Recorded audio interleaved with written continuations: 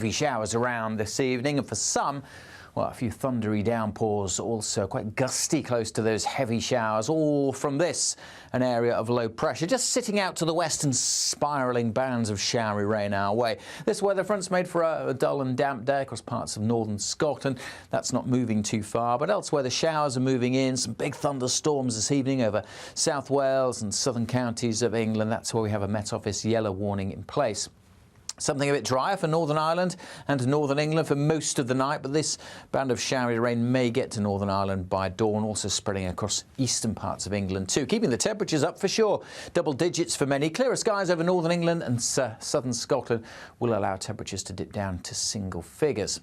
On to Tuesday, it's another day where there'll be some sunshine, but there will also be further showers coming in from the word go, really, across southern England and South Wales. Perhaps a drier start, but a bit misty over parts of northern England and the Midlands, and showery rain too crossing through Northern Ireland. Southern Scotland may well start dry, but notice in northern Scotland where the wind is coming from, a northerly breeze. That'll bring a chill here, even though it will be a bit of a drier day across the far north compared to today. Further south, though, well, it'll be far from dry. It'll be sunny at times, but look at these showers. You can see there the circulation. That's where the low pressure is sitting, getting closer and closer. South Wales, southern counties of England, bombarded by showers. And we'll see this zone of wetter weather across southeast Scotland, northern England and the east of Northern Ireland too. Quite a chill with those northerly winds in the north, but actually quite mild in the south when the sun's out. Like today, we could get to 18, maybe 19 Celsius. Come Wednesday, more of the same. Heavy showers over some parts of central and eastern England. Staying pretty wet across northeast England and southeast Scotland, but a bit dry maybe for South Wales and southwest England. Woo! A chilly start will give way to a lovely, warm afternoon. Boxed heat pumps, sponsors of weather on GB News. Good luck. I'm Christopher Hope. From pop stars to politicians, I'll interview anybody in a pub who's got a political opinion. Join me every Friday on Spotify, Apple Podcasts, YouTube or gbnews.com, or wherever you get your podcasts. This is GB News, the People's Channel. Join me, Nana Akweer, for an informative, interactive news programme with a difference. It's fun. No, he didn't say that, Dave. I'm so surprised. I think there's an element of truth to that. Join me from 3 p.m. every weekend, only on GB News, Britain's news channel. It's Patrick Christie's Tonight, and here we do things differently. It's explaining the absolute madness of this, doesn't it? It's explosive. I mean, this is very good. It's lively. 850. Your government sat there, Sean, and it did nothing. It's controversial. And the Middle East has been in turmoil since before I was born. It's everything you need to kickstart your evening. Everyone's had their Weetabix tonight. I love to see it. That's Patrick Christie's Tonight, weeknights from 9 p.m. Only on GB News, the People's Channel, Britain's news channel. Mark Dolan Tonight is your weekend dose of news, debate and entertainment. This sounds like a wild conspiracy theory. Don't miss My Big Opinion. Mark Meets at My Take at 10. Democracy is a funny old thing. And we don't do boring, not on my watch.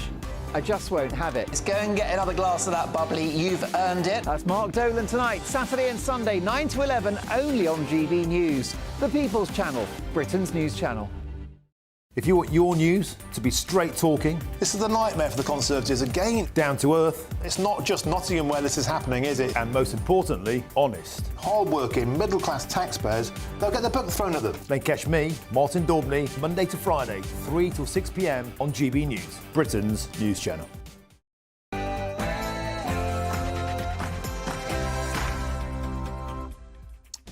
A very, very good afternoon to you and a very happy Monday. It's 3 p.m. Welcome to the Martin Daubney Show on GB News. We're broadcasting live from the heart of Westminster and all across the UK. On today's show, one former Labour advisor to Tony Blair says that Starmer's government has completely lost grip after Sue Gray was ousted from her role as number 10 Chief of Staff. How much has Labour really achieved in their first 100 days in power?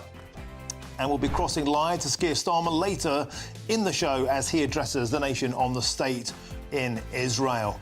Talking of which, 1 year on from the October the 7th massacre in Israel, shocking new figures show sympathy and support for Hamas on Britain's streets as Israel marks the terrible first anniversary of the October the 7th terror attack. Live pictures there from southern Israel commemorating that anniversary 1 year ago today. And after the Labour Party gave the Chagos Islands back to Mauritius, today a group of outraged Chagosians gathered at Parliament and shouted, Keir Starmer was a human rights lawyer. Where are our human rights? I'll be joined by Dame Andrea Jenkins, who attended that protest earlier on today. And an astonishing report seen exclusively by GBNews shows that less than 3% of all illegal immigrants who came to Britain via small boats have been deported since 2018. Furthermore, 80% of these illegal immigrants are men aged under 40. Will we ever take back control of our borders? And today, GB News can also exclusively reveal a foreign prisoners' League of Shame that I compiled with my son over the weekend that shows Albanian nationals are the worst offenders. Astonishing that they are 14.5 times more likely to be jailed than Brits. I'll name and shame the worst offenders. That's all coming between now and 6 on an action-packed show.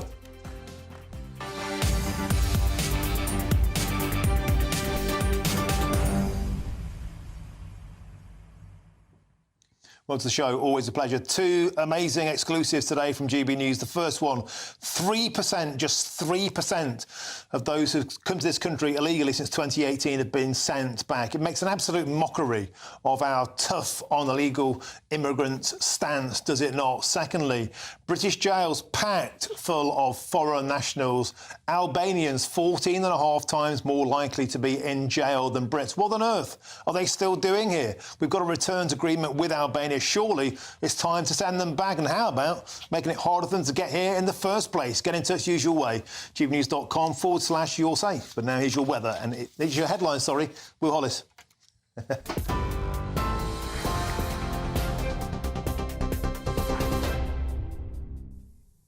Hello, I've got your news bulletins at just past 3 o'clock. This morning, people across Israel gathered to mark the 1-year anniversary of the October 7th attacks. In Jerusalem, Israelis carrying flags and placards with the faces of missing people gathered outside President Netanyahu's home at 6:29 local time. A siren rang out to mark the hour that Hamas-led militants launched rockets into Israel last October 7th. According to Israeli figures, they killed some 1,200 people and took some 250 hostages to Gaza. Earlier, Foreign Secretary David Lammy visited a synagogue in North London to mark 1 year since the attack on Israel. Joined by Chief Rabbi to the UK, Rabbi Ephraim Mervis, they commemorated those who lost their lives 1 year ago. This is what the Foreign Secretary had to say. It is a day of deep reflection and pain, thinking about October the 7th, the worst attack on the Jewish community since the Holocaust, and of course thinking about the many hostages that are still held in Gaza and their loved ones and the pain, and particularly we think of Emily Damari, the British hostage, and her family have no word of her fate or how she is doing. And new polling carried out on behalf of the Campaign Against Anti-Semitism has found what they called concerning levels of support for Hamas among young people in Britain. The YouGov poll found that 9% of 18 to 24-year-olds in the UK had a so-called favourable view of Hamas, compared to 3% across the general public. In politics, Parliament returns today following a recess for the various party conferences which have been taking place for the past few weeks. MPs are now back at Westminster, but their return coincides with further controversy for the government after yesterday's departure of the Prime Minister's Chief of Staff, Sue Gray. This prompted Sir Keir Starmer to reshuffle his staff, with the leader of Labour's general election campaign, Morgan McSweeney, taking on the Chief of Staff role instead. Earlier, Foreign Office Minister Hamish Falconer defended Labour's so-called shaky start in government. I don't at all accept in the first 100 days that this government has been a disaster. We've made real progress across a whole range of issues. I think it's been full of difficult choices which reflect the difficult inheritance that we've got as we become the government. But I think Keir Starmer and the rest of the government is getting on with the job that the British public elected us to do. Reform UK is preparing for a private prosecution of the men involved in a violent altercation with police officers at Manchester Airport in July. MPs have written to the Home Secretary claiming the officers involved have been thrown under the bus and that the alleged assailants are being given special, different treatment in their letter. They also claim that a senior police officer overruled a recommendation to release footage of the incident, which was later leaked to a newspaper. Reform MP Rupert Lowe told our reporter Charlie Peters that the investigation needed to be resolved urgently. When you see a video like that, and we've had, I think, an 11-week delay so far, you've got people's lives on hold, and it's not fair on the police officers involved. So it needs to be resolved, and it needs to be resolved quickly, and it needs to be resolved fairly and with common sense. A protest is being held outside Parliament today following the government's controversial decision to scrap the winter fuel allowance for pensioners. Last month, Labour voted to cut the benefit for all but the poorest pensioners, although the Unite union has argued this would only save around £1.4 billion per year. The union are now encouraging people to speak out and join them as they lobby the government to reverse the decision to make these cuts ahead of the colder months. New analysis has found that 10,000 children have fallen into poverty as a result of the two-child benefit limit since Labour took office. The data comes from the Child Poverty Action Group, who say the policy must be abolished. However, the government says this cannot happen due to the state of the UK's public finances. Finally, a costs hearing is taking place as the Royal Courts of Justice today as part of the Wagatha Christie libel case between Colleen Rooney and Rebecca Vardy. Following the ruling in 2022, which found Vardy had leaked Rooney's private information to the press, it was ordered that she would have to pay 90% of Rooney's legal costs. But now the legal battle rumbles on as questions are asked on both sides about which costs she should reasonably have to pay. Those are your latest GB News headlines. I'm Will Hollis with more stories in half an hour. For the very latest GB News direct to your smartphone, sign up to News Alerts by scanning the QR code or go to gbnews.com/alerts.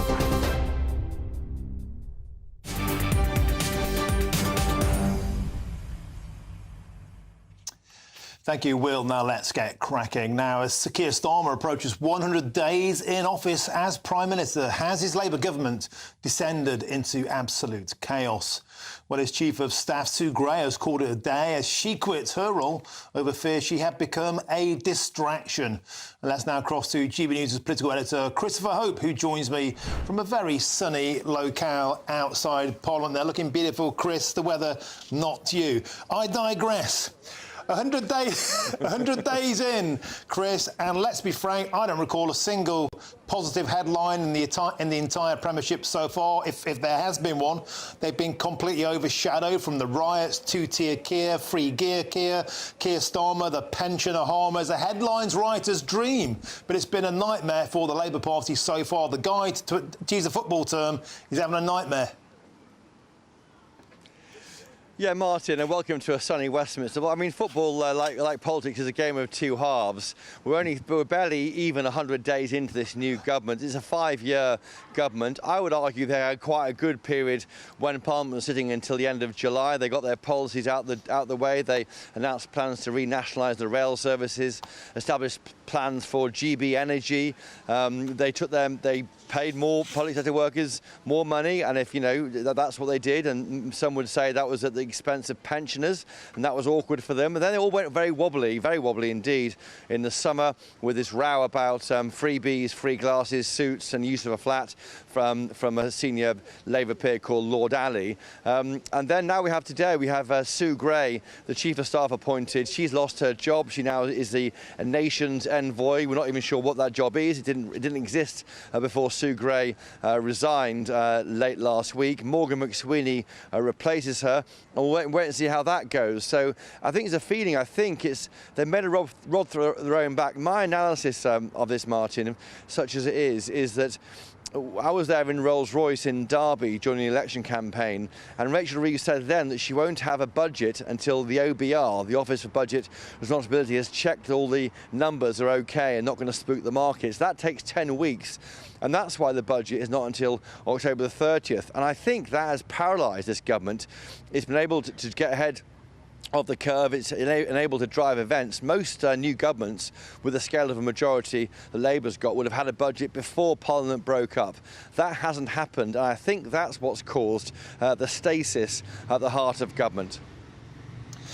And Chris, there are 2 protests today outside Parliament there, putting the dissatisfaction across. The first, of course, is the winter fuel allowance protests, and would that have been embarrassing for the Labour Party that Unite, the big teaching union, are fronting that one up?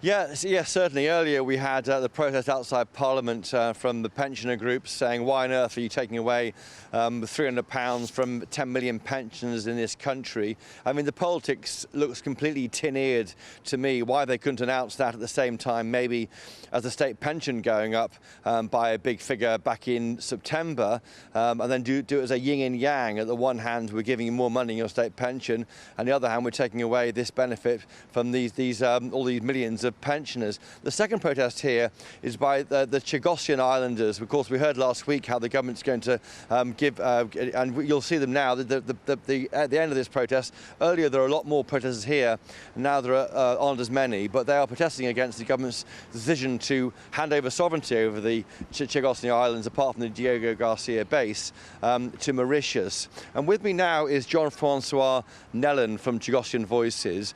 Jean-Francois, why are you here protesting? Well, you probably heard the news came up last week where the Labour government is handing our island to Mauritius without our democratic consent. And like I say, those islands has been British since 1814, but now the Labour government coming to power and taking the sovereign land to give it to a foreign country without actually asking the Chagosian what they want to do. Yeah. And the reason we're here, we're asking the government, they should be listening to the Chagosian community, give them like a referendum if they want to be British or if they want to be Mauritian.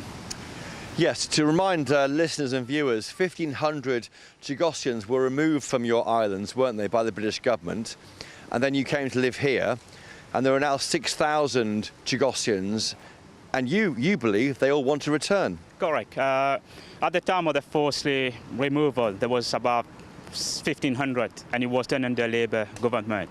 Now, like the family of the Chagosian community has grown to roughly to 10,000, a majority, 90% of them would like to go back under the British protection. So what do you want to do? Maybe a referendum of those 10,000 and present that to MPs? Correct, and that's what we've been asking since day one. We should be asking the community themselves to decide their own future, what they would like to do. The people on Gibraltar had a chance. The people from Falkland had the chance. Why the Chagosian could have the same right? Is that because we are black? Does the UK ashamed to have like a black community, citizen overseas territory? You got David Lammy is a black foreign secretary. I mean, he's taken this. Labour government's taken this decision. They came into power with a manifesto to say they are the people government, but they are not listening to the people. We are British overseas territory citizens. What they're doing to us, and they have come up with this announcement without the parliamentary knowledge of it, and we're asking them to have a vote on it without the three-line whip and make a decision and take into account the Chagosian wish. Would the Chagos Islands be better under the jurisdiction of Mauritius? Because that's nearer, isn't it, than the UK to the islands where you're from, where your family are from? Well, they are saying Mauritius is nearer, and we know from history when Labour forcibly removed the Chagosian to Mauritius, what's happened to the Chagosian. They have given compensation to the Mauritius government at that time to give to the community, and they have not received anything. Some from the Seychelles have not received anything until today, and some they have had something, but not what it was meant to be given. We have always been classed as second-class citizens in Mauritius. The Mauritian government does not have the Chagosian in heart. And do you think this Labour government doesn't understand, or is there a problem with that? I mean, the Tory government started the talks, didn't they? So perhaps it's that all of government doesn't quite understand the pain you're going through. Well, I will blame both government for doing it. James Cleverly started the negotiation a couple of years ago, and Labour coming to power carry on with it. But we had negotiation in the past, and Labour had the chance to cancel it, but they go ahead and did it. And we had Jonathan Powell, the special envoy, who said, because the election in Mauritius, he needed like a quick solution by doing this. Well, Jean-Francois Nellen, thank you there. And you heard there impassioned voices from the Chagosian Voices group about what's being debated shortly in the House of Commons. There'll be a statement from David Lammy coming to you live shortly on GB News about this very controversial decision. Thank you, Chris Hope. An excellent and very eloquent case put forward by the Chagosians. Thanks for joining me on the show. And joining me now in the studio is the Labour MP for Blackley and Middleton South, Graham Stringer. Graham, welcome to the show. You've been around since 1997. You've seen them come, you've seen them go. From a perspective of somebody with a huge wealth of experience, and particularly in how the Labour Party handles its media case, do you think you're making mistakes? John McTernan, former advisor to your former boss, Tony Blair, said he feels the Labour Party has completely lost its grip. Even Alistair Campbell, say of him what you like, he's saying there are just too many missteps in this Labour government. Is that the problem? You can't get a good headline no matter how hard you try. It's not just about headlines. It's about the decisions being made and the consent there is for those decisions. It doesn't appear to me at the centre of government that there is any integration between this is the policy, this is how we communicate it. And so that any pitfalls, any mistakes there are in the policy can be ironed out when people sit down and think, how is this going to go down, in my case, in my constituency, but across the whole of the country? And if it isn't going to go down well, do we need to change the policy? Do we need to explain it in a different way? We're getting all sorts of ludicrous justifications for policies, bad policies actually, on the winter fuel payment, for instance. Poor old ministers were sent out and told it would collapse the markets if we didn't do it. Well, that's absolute balderdash and nonsense. It's less than 0.2% of the total public expenditure. The markets wouldn't notice it one way or another. Pensioners will notice it. Bad policy, very badly explained. So I don't think that discussion at the centre of government is taking place. And the only person that can sort that out is the Prime Minister. It's not about this officer, this official, that official. There has to be central direction at the top. Keir needs to get a grip of it. He needs to stop it being an issue that people are talking about officials. They're not elected by anybody. And the Prime Minister and those members of the Cabinet need to get in control of things. And yet there have been so many unforced errors, to use that term, that football term. No, after the riots, I mean, you said that you think that's one of Sir Keir Starmer's better moments. No, there's strong consequences, but he dealt with the riots quickly. But the allegations of two-tier Keir, people put in jail for Facebook posts, that wasn't a good look. We didn't see such a hardline response, for example, in 2011, after the Tottenham riots, the black community rioting. So the mistakes began early and they continued. The free gear Keir, we promised change. We haven't got change. In fact, we've got it worse. Is that the point? If you put yourself on such a high moral pedestal in opposition, in government, you're destined for a pratfall. I think there's two big points there. Keir dealt very well with the riots, took action, got people into the courts quickly.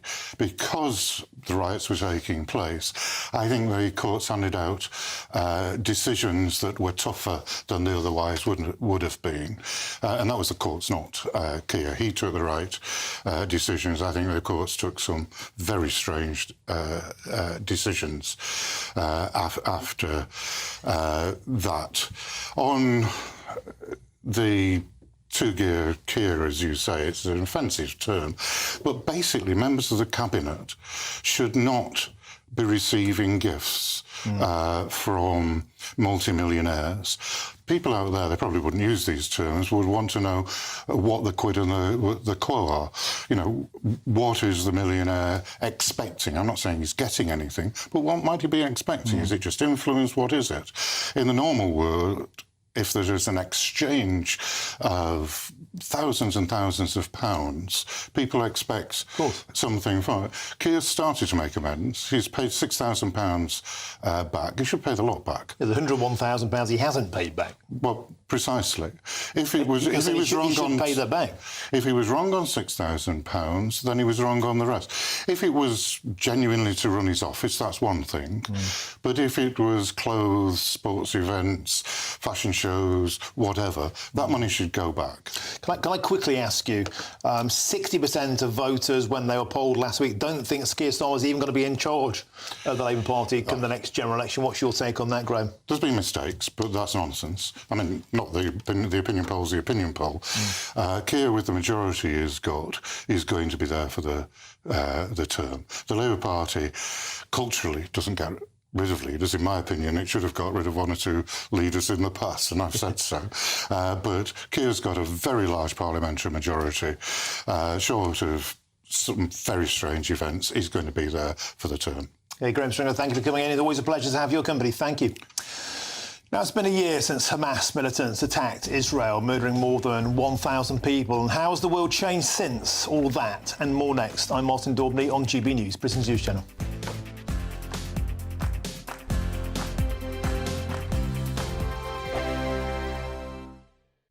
Every Saturday, 10 till 12, we'll bring you all of the news that you need to know. We'll also remind you that there is so much to smile about. It's my favourite time of the week. I get to relax, enjoy some light-hearted stories, and let Ellie teach me about fashion too.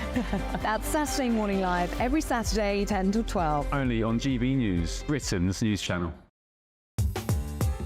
I'm Christopher Hope. From pop star to politicians, I'll interview anybody in a pub who's got a political opinion. Join me every Friday on Spotify, Apple Podcasts, YouTube or gbnews.com, or wherever you get your podcasts. This is GB News, the People's Channel. Britain's newsroom, weekday mornings from 9:30. So I'm one of the lucky ones. I'm going to see your show, Behind the Shoulder Pads, one night only at the Adelphi Theatre, October the 22nd. You're talking about your extraordinary life. Stage, screen, published author, 19 TV, books, TV, most important. Yeah. Is there anyone who's managed to straddle, 7, 8 decades in showbiz and still be at the top? Yes, I was thinking about that the other day because somebody said, you know, with the last of good. There is a Shirley MacLaine. Sure. She started the same time as me. Right. Sophia Loren. Yeah. She started around the same time. She's not working much, though. It's true, she's not, but she's still out there being, you know, a major icon. And of course, people like Dick Van Dyke, who's just almost 100. Yeah, he's incredible, you know, isn't he? I'm a mere babe next to him. Yeah, you are.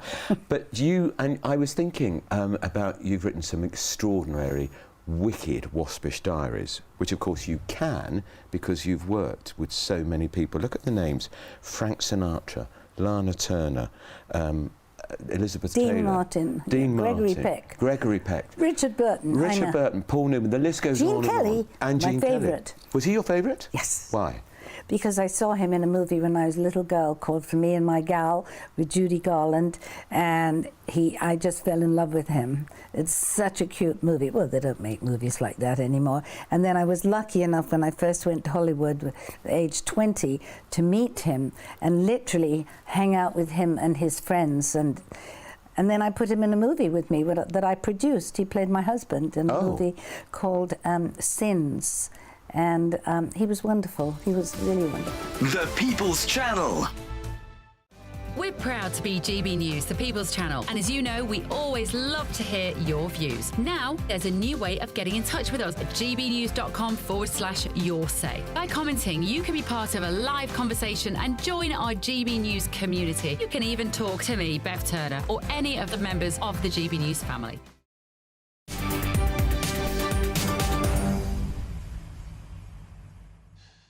Welcome back. It's 3:25. I'm Martin Daubney on GB News. Now, today marks a year since Hamas terrorists massacred around 1,200 Israelis, including 36 children, and took 251 others hostage.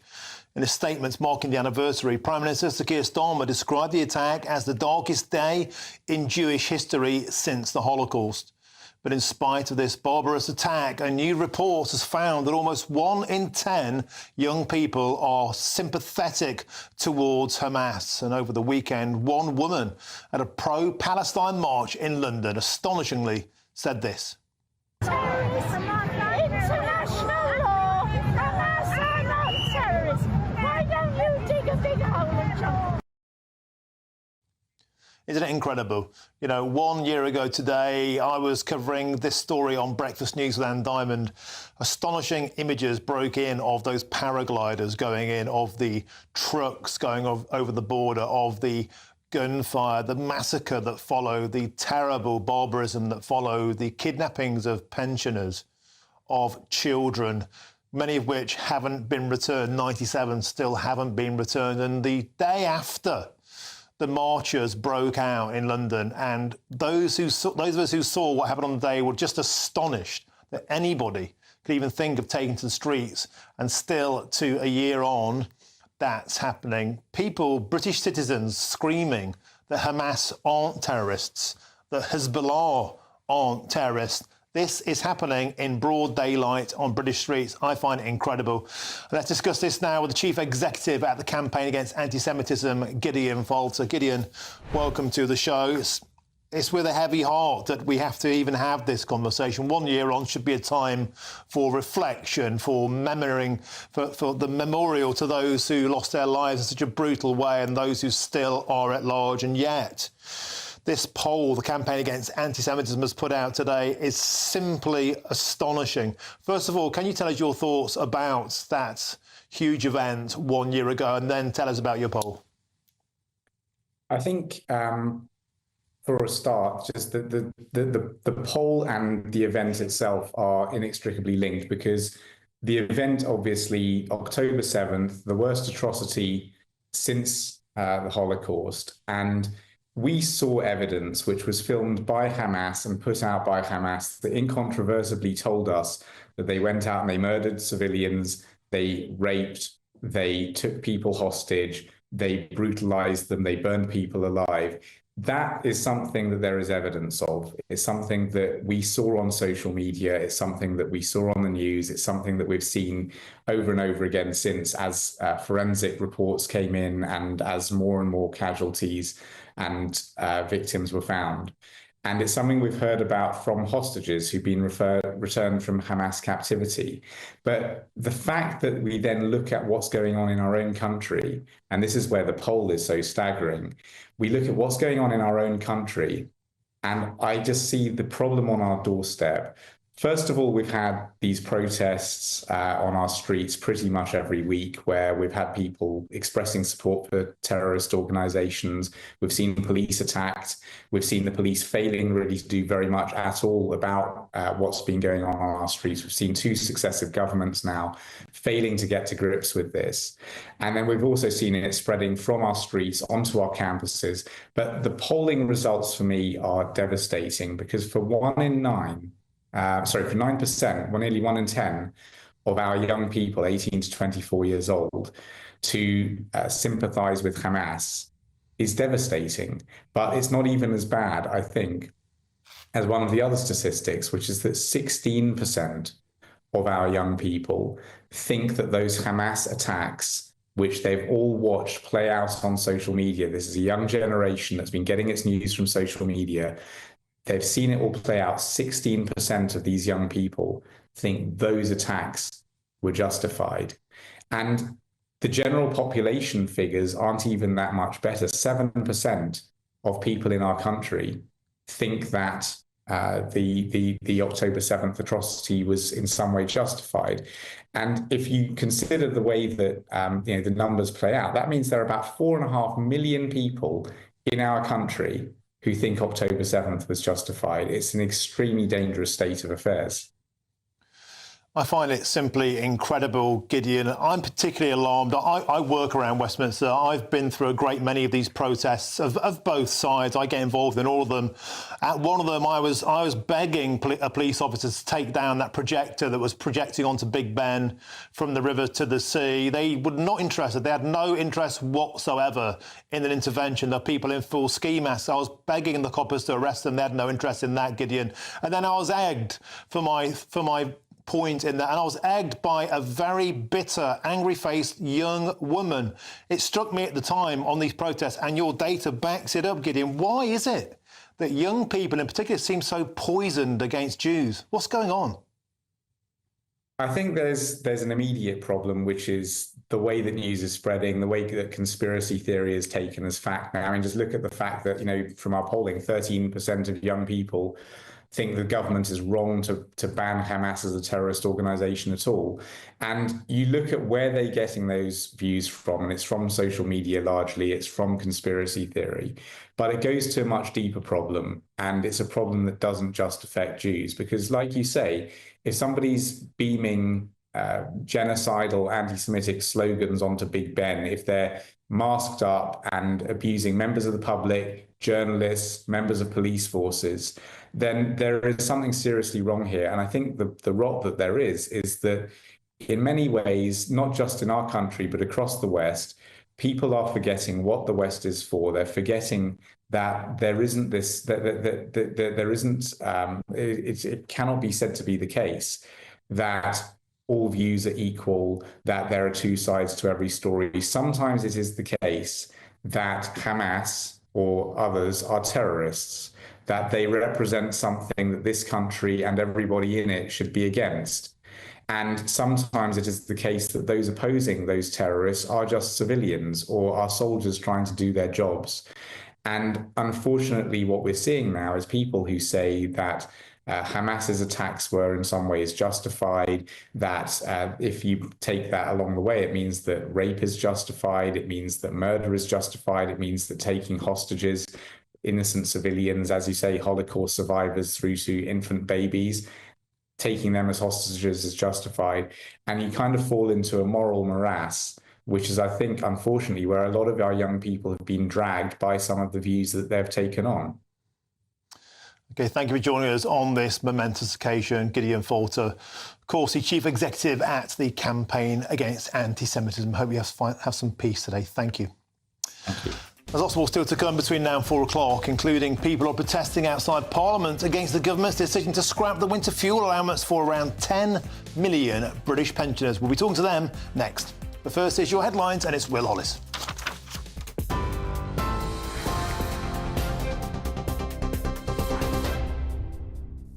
Good afternoon. Your headlines at just past 3:30 this afternoon. This morning, people across Israel gathered to mark the one-year anniversary of the October 7th attacks. At the Knesset building in Jerusalem, flags were lowered to half-mast in commemoration of victims to the attack. According to Israeli figures, Hamas killed some 1,200 people and took about 250 hostages to Gaza. Parliament returns today following a recess for the various party conferences which have taken place over the past few weeks. Members of Parliament will be back in Westminster today, but their return coincides with further controversy for the government after the Prime Minister's Chief of Staff, Sue Gray, left her job yesterday. This has prompted Sir Keir to reshuffle his staff, with the leader of Labour's general election campaign, Morgan McSweeney, taking on the Chief of Staff role instead. Earlier, Shadow Leader of the House of Commons, Chris Philp, told GB News Breakfast that this is just one example of Labour chaos. Keir Starmer's government has collapsed into chaos after just 93 days. He can't even run his own number 10 Downing Street operation, let alone run the country. Frankly, this has all fallen apart a lot faster than I was expecting. But this sort of chaos at the heart of Downing Street shows us why they've made so many mistakes. It's no surprise that his opinion poll ratings have collapsed so catastrophically. And I think this Sue Gray debacle is an example of that. A police officer feared his colleague was going to be run over just before Chris Cabbo was shot by a Metropolitan Police marksman, a court has heard. The officer, known as AY3, described a very dramatic scene unfolding as he gave evidence at the Old Bailey earlier today. Fellow armed officer Martin Blake, aged 40, is on trial for the murder of Mr Cabbo in Streatham, south-east London, last September 2022. 24-year-old Chris Cabbo was shot once through the windscreen of the Audi that he was driving as he tried to smash between a marked police patrol car and a parked car next to it. The trial continues. Let's cross over now to the House of Commons, where Sir Keir Starmer is speaking. Of Jewish security to the world. Mr Speaker, 15 British citizens were brutally slain that day. Another has since died in captivity. Our thoughts today are with the Jewish people around the world, the Jewish community here in the United Kingdom, and all those that we lost a year ago. For so many, the pain and horror of that day is as acute today as it was a year ago. They live it every day. Last week, I met the families of British hostages and those killed on the 7th of October. I sat with them as they told me about their loved ones. I will never forget their words. Mandy Damari spoke of her love for her daughter Emily. She said, and I quote, "My personal clock stopped at 10:24 on the 7th of October, the moment when Emily sent a desperate, unfinished message as Hamas attacked her kibbutz. She is still held captive today." We can hardly imagine what hostages like Emily are going through, nor what the families are going through. The agony, day after day. So I say again, the hostages must be returned immediately and unconditionally. Yeah. They will always be uppermost in our minds. And I pay tribute again to the families for their incredible dignity and determination. Mr. Speaker, today is also a day of grief for the wider region as we look back on a year of conflict and suffering. The human toll amongst innocent civilians in Gaza is truly devastating. Over 41,000 Palestinians have been killed, tens of thousands orphaned, almost 2 million displaced, facing disease, starvation, desperation, without proper health care or shelter. It is a living nightmare, and it must end. We stand with all innocent victims in Israel, Gaza, the West Bank, Lebanon, and beyond. And we stand with all communities here in the United Kingdom against hatred of Jews or Muslims. Yeah. Because any attack on a minority is an attack on our proud values of tolerance and respect, and we will not stand for it. Yeah. Mr. Speaker, with the Middle East close to the brink and the very real danger of a regional war, last week the Iranian regime chose to strike Israel. The whole House will join me in utterly condemning this attack. We support Israel's right to defend herself against Iran's aggression, in line with international law. Because let's be very clear, this was not a defensive action by Iran. It was an act of aggression and a major escalation in response to the death of a terrorist leader. It exposes once again Iran's malign role in the region. They helped equip Hamas for the 7th of October attacks. They armed Hezbollah, who launched a year-long barrage of rockets on northern Israel, forcing 60,000 Israelis to flee their homes. And they support the Houthis, who mount direct attacks on Israel and continue to attack international shipping. Mr. Speaker, the whole House, I know, will join me in thanking our brave servicemen and servicewomen who have shown their usual courage in countering this threat. But make no mistake, the region cannot endure another year of this. Civilians on all sides have suffered too much. All sides must now step back from the brink and find the courage of restraint. There is no military solution to these challenges, so we must renew our diplomatic efforts. And together with my right honourable friend, the Foreign Secretary, I've had discussions with the leaders of Israel, Lebanon, Jordan, the Palestinian Authority, the G7 and the EU, and made the case at the United Nations for political solutions to end the fighting. In the weeks ahead, we will continue this work, focused on 3 areas. Firstly, Lebanon, where our immediate priority is the safety of British citizens. Our team is on the ground, helping to get people out. We've already brought over 430 people home on chartered flights, and we stand ready with additional evacuation efforts as necessary. And I say again, an important message to British citizens still in Lebanon: you must leave now. Mr. Speaker, we're also working to ease the humanitarian crisis in Lebanon. Last week, we provided £10 million of vital support, in addition to the £5 million we're already providing to UNICEF. But the situation cannot go on. We will continue to lead calls for an immediate ceasefire and the return to a political plan for Lebanon, based on Security Council Resolution 1701, which requires Hezbollah to withdraw north of the Litani River. They must stop firing rockets and end this now, so that people on both sides of the border can return to their homes. Second, Mr. Speaker, we must renew efforts for an immediate ceasefire in Gaza. But we cannot simply wait for this to happen. We must do more now to provide relief to the civilian population. And that's why we've restarted aid to UNRWA. We're supporting field hospitals and the delivery of water, healthcare and treatment for malnourished children. But the ongoing restrictions on aid are impossible to justify. Israel must open more crossings and allow life-saving aid to flow. Crucially, they must provide a safe haven for aid workers. Too many have been killed, including 3 British citizens. Israel must act now, so that together with our allies, we can surge humanitarian support ahead of the winter.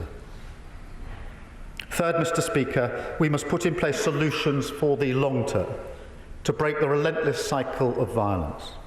The ultimate goal here is well understood. It must be the 2-state solution. There is no other option which offers stability and security. So we need to build a political route towards it, so that Israel is finally safe and secure, alongside the long-promised Palestinian state. This requires support for the Palestinian Authority to step into the vacuum in Gaza. It requires an urgent international effort to support reconstruction, and it requires guarantees for Israel's security. We will work with our allies and partners to that end. But the key to all this remains a ceasefire in Gaza now. The unconditional release of the hostages, the unhindered flow of aid, That is the fundamental first step to change the trajectory of the region. Mr. Speaker, nobody in this House can truly imagine what it feels like to cower under the bodies of your friends, hoping a terrorist won't find you, mere minutes after dancing at a music festival. Nobody in this House can truly imagine seeing your city, your homes, your schools, your hospitals, your businesses obliterated, with your neighbours and family buried underneath. It is beyond our comprehension, and with that should come a humility.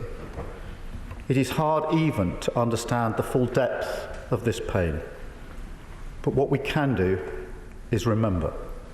What we can do is respect and listen to the voices that reach out to us at these moments. And what we can do, Mr. Speaker, is use the power of diplomacy to try and find practical steps that minimise the suffering on the ground and work towards that long-term solution, so that a year of this terrible and bloody conflict can never happen again. That is what we've done on these benches. That is what the whole House has done. And it's what this government will continue to do. I commend this statement to the House. Thank you, Mr. Speaker. Leader of the Opposition, Rishi Sunak.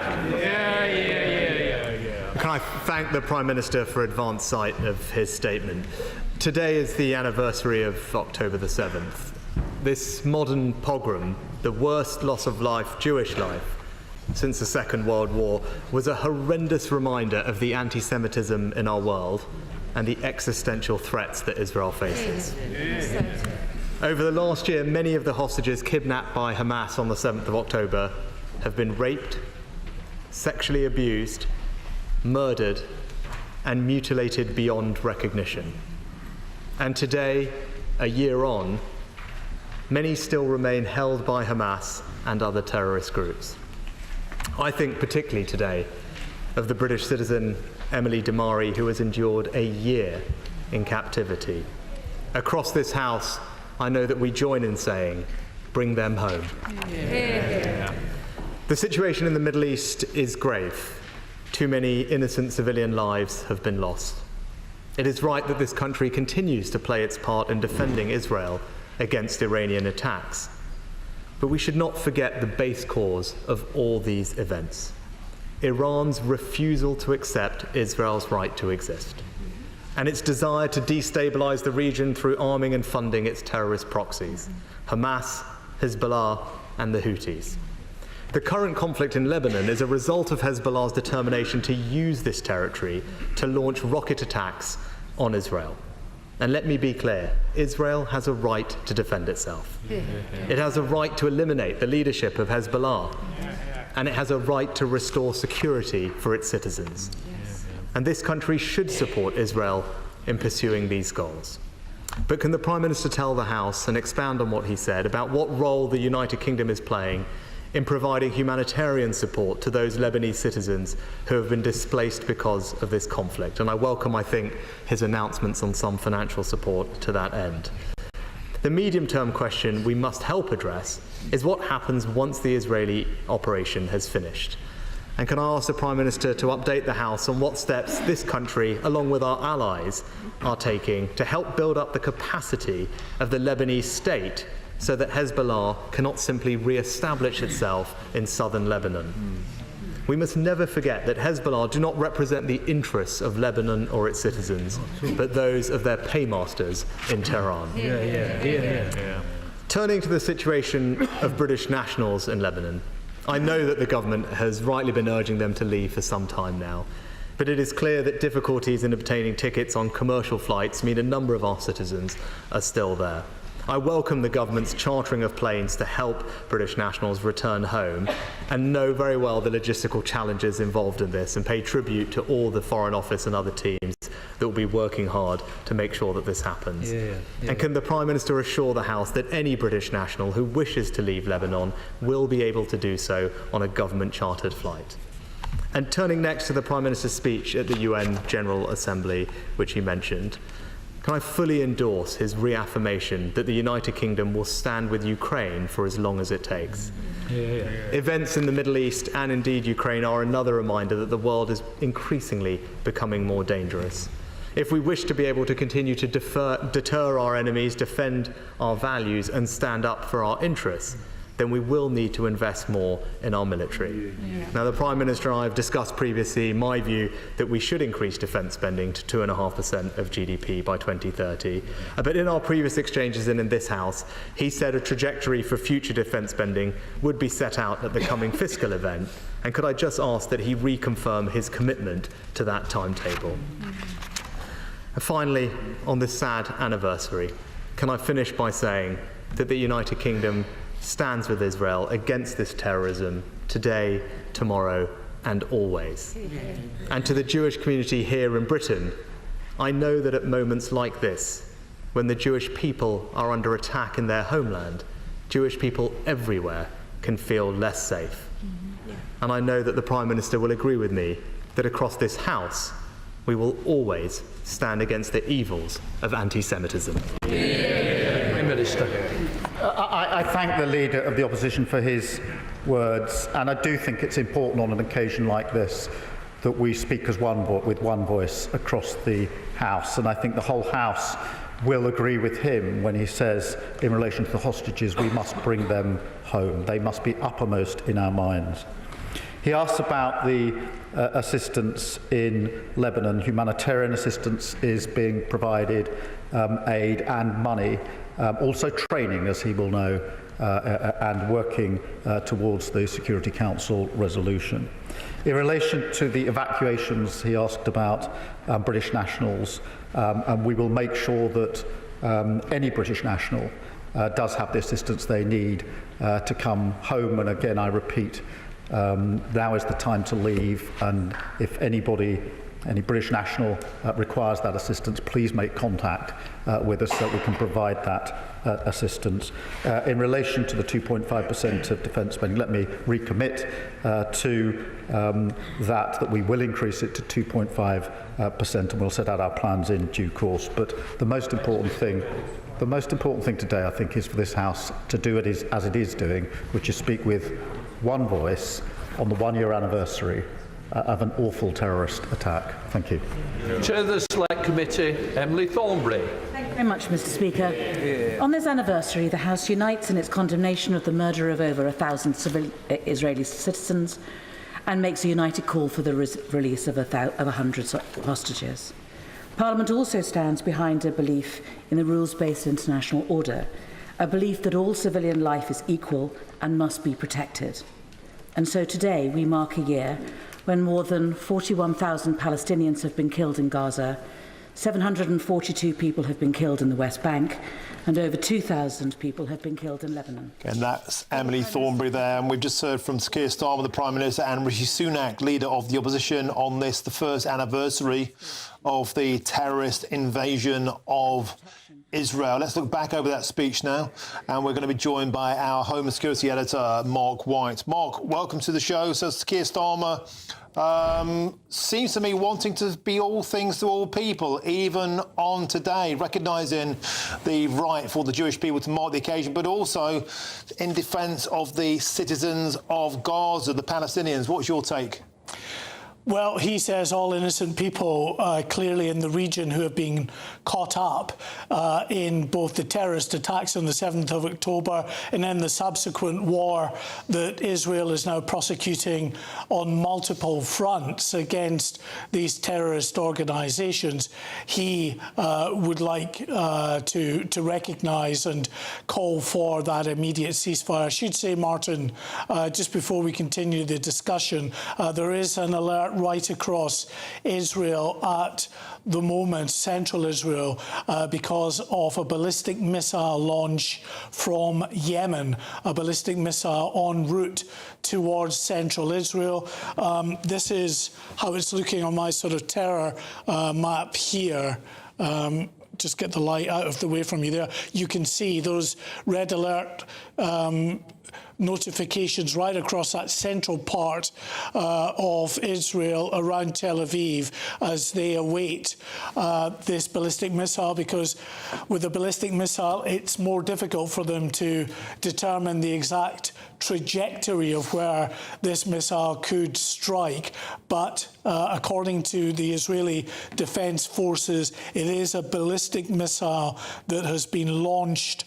They are saying that the alarm has sounded in a number of areas in central Israel. The surface-to-surface missile fired from Yemen, and now they're confirming was successfully intercepted by the Israeli Air Force. So fighter jets from the Israeli Air Force have shot down this apparent ballistic missile that was launched from Yemen towards central Israel. So those alerts in short order will be stood down. But we've had some significant launches of rockets and missiles from southern Lebanon, Martin, today, and from Gaza itself, despite the fact that the Israeli military has pummeled Hamas very significantly in Gaza for 12 months now.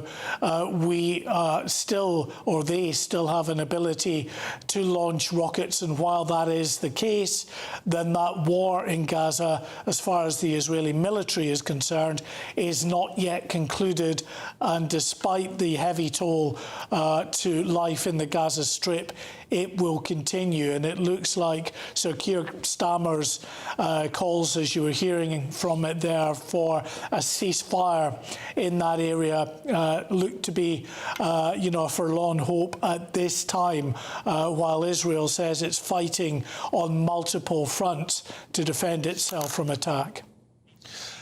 And Rishi Sunak also saying that the hostages have been raped, tortured and mutilated. Bring them home. A lot of people, Mark White, have forgotten the brutality of those events 1 year on, and yet still the missiles are flying into Israel. Yes, absolutely. And you just need to go down, actually, to some of those communities in southern Israel around the Gaza Strip, the kibbutz in particular. They're lying empty, as they were, untouched from that moment on the 7th of October, when many hundreds of fighters spilled across the border from Gaza and slaughtered 1,200 people. Thank you, Mark White, for joining us, and we'll join you again later in the show. Now, please, everyone, don't go anywhere, because we'll hear from Foreign Secretary David Lammy next, who faces MPs over Labour's decision to give up sovereignty of the Chagos Islands. I'm Martin Daubney on GB News, Britain's news channel. The latest GB News travel. Good afternoon, I'm Jules Buckley. There's some queues through South Yorkshire on the northbound M1. Still closed at junction 38 for Huddersfield for emergency repairs. Of course, the diversion to use the exit and entry slip roads. Queue there back towards Barnsley now, junction 37. Southbound side of the M1, just around Ashby de la Zouch, 22 down towards the Leicester Forest East services. Big queues there. 3 caravans involved in a collision, very slow going. A lane closure in place. Queues too in the West Midlands this Monday afternoon. Southbound M6, Wolverhampton junction 10 down to Wednesbury at 9 is struggling. A lane shut there at the scene of a collision. And between Watlington in East Sussex, the A21 and the Settlescombe turn-off is closed off and queuing. There's been a 2-vehicle collision there and it's causing delays. That's the latest. You can stay up to date throughout the day by visiting our website, gbnews.com. You really could. Good Afternoon Britain isn't just about us. The wonderful thing about this programme is it's about everyone watching. It's an interactive programme. Well, there absolutely is something to see here, and we're going to be talking about it more. Whether it's breaking royal news, Will, please bring us up to date. or indeed a particularly punchy speech in the House of Commons. Very, very curious. We bring it to you live, and then we bring you live reaction as well. That's Good Afternoon Britain, weekdays from midday. Only on GB News, the People's Channel, Britain's news channel. Welcome to State of the Nation, daily plunge into the stories shaping our country. I'm Jacob Rees-Mogg, and Monday to Thursday we bring you the insights, the facts, the truth, about how our country is being governed. Because what happens in Downing Street matters down your street. Tune in to State of the Nation every Monday to Thursday, 8 to 9 o'clock. Only on GB News, the People's Channel, Britain's news channel.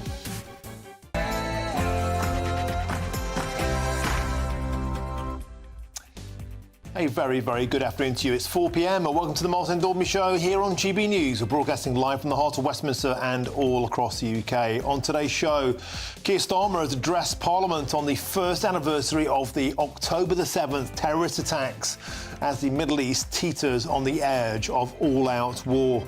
And while he copes with chaos of his own, there is plenty of trouble on the home front as well, as his Chief of Staff has quit.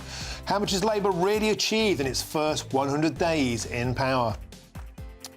And 1 year on from that October the 7th massacre in Israel, shocking new figures show sympathy and even support for Hamas on Britain's streets as Israel marks the anniversary of that terror attack. And after the Labour Party gave the Chagos Islands back to Mauritius, today a group of outraged Chagosians gathered at Parliament and shouted, Keir Starmer was a human rights lawyer. Where are our human rights? I'm sure to be joined by Dame Andrea Jenkins, who attended that protest earlier on today. And an astonishing report seen exclusively by GB News shows that less than 3% of all illegal immigrants who came to Britain via small boats have been deported since 2018. And furthermore, 80% of all illegals are men aged under 40. Will we ever take back control of our borders? And today, GB News can exclusively publish a foreign prisoners' league of shame that shows Albanian nationals are the worst offenders. Astonishingly, they are 14.5 times more likely to be in jail in Britain than Brits. I'll name and shame the worst offenders, and that's all coming up between now and 6 p.m.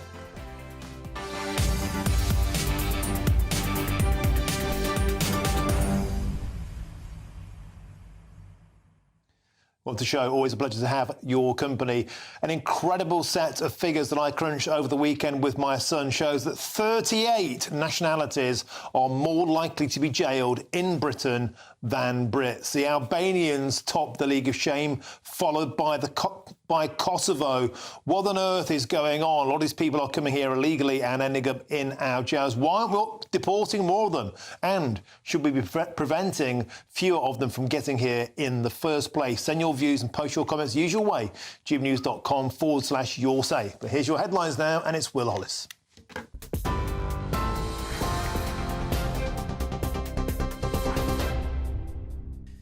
Good afternoon. It's 2 minutes past 4. I'm here with your top stories.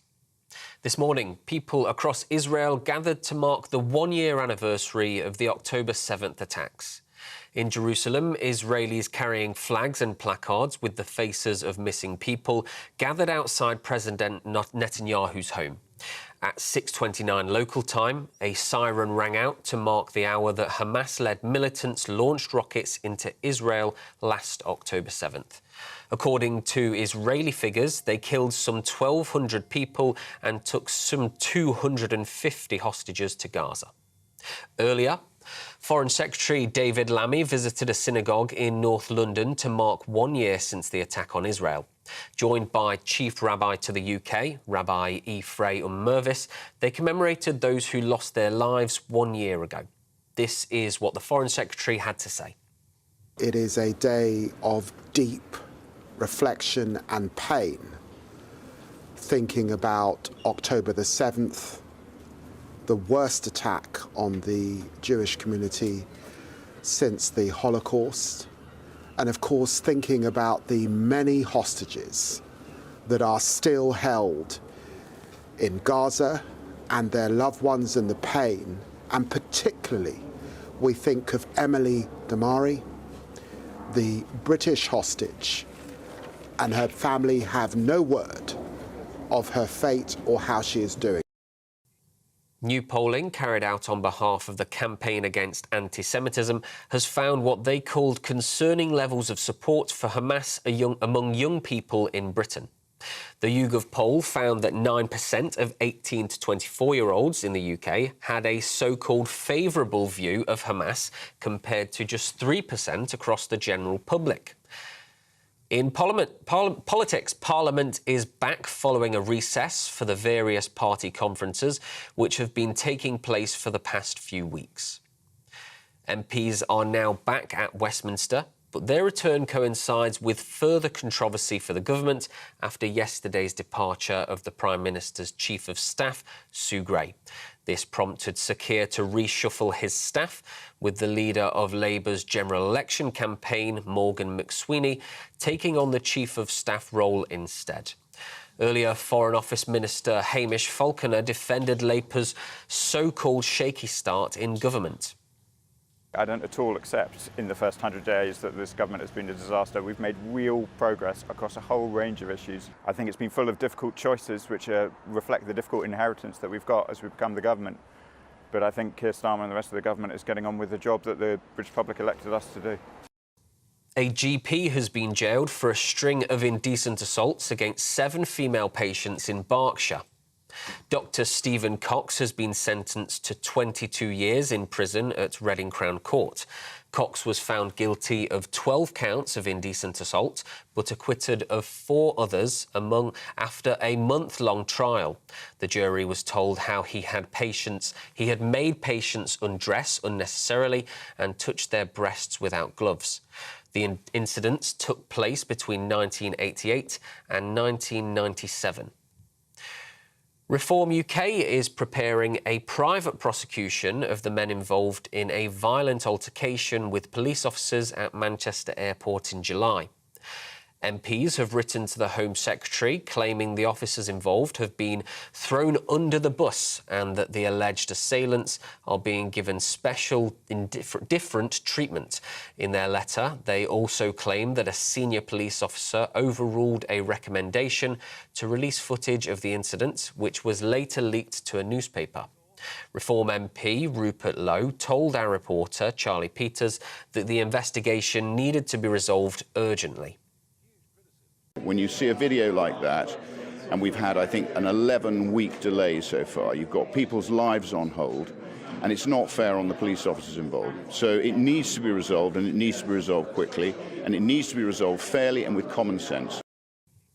A protest is being held outside Parliament today, following the government's controversial decision to scrap the winter fuel allowance for pensioners. Last month, Labour voted to cut the benefit for all but the poorest pensioners, although the Unite union has argued this would only save around £1.4 billion per year. The union are now encouraging people to speak out and join them as they lobby the government to reverse the decision to make these cuts ahead of colder months. Those are your latest GB News headlines. I'm Will Hollis with more in 30 minutes. For the very latest GB News direct to your smartphone, sign up to News Alerts by scanning the QR code or go to gbnews.com/alerts.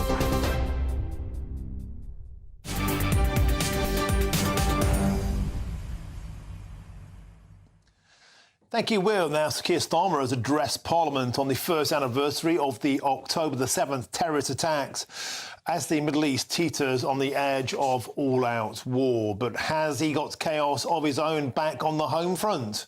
Well, his Chief of Staff, Sue Gray, has called it today as she quits her role over fears that she had become, quote, a distraction.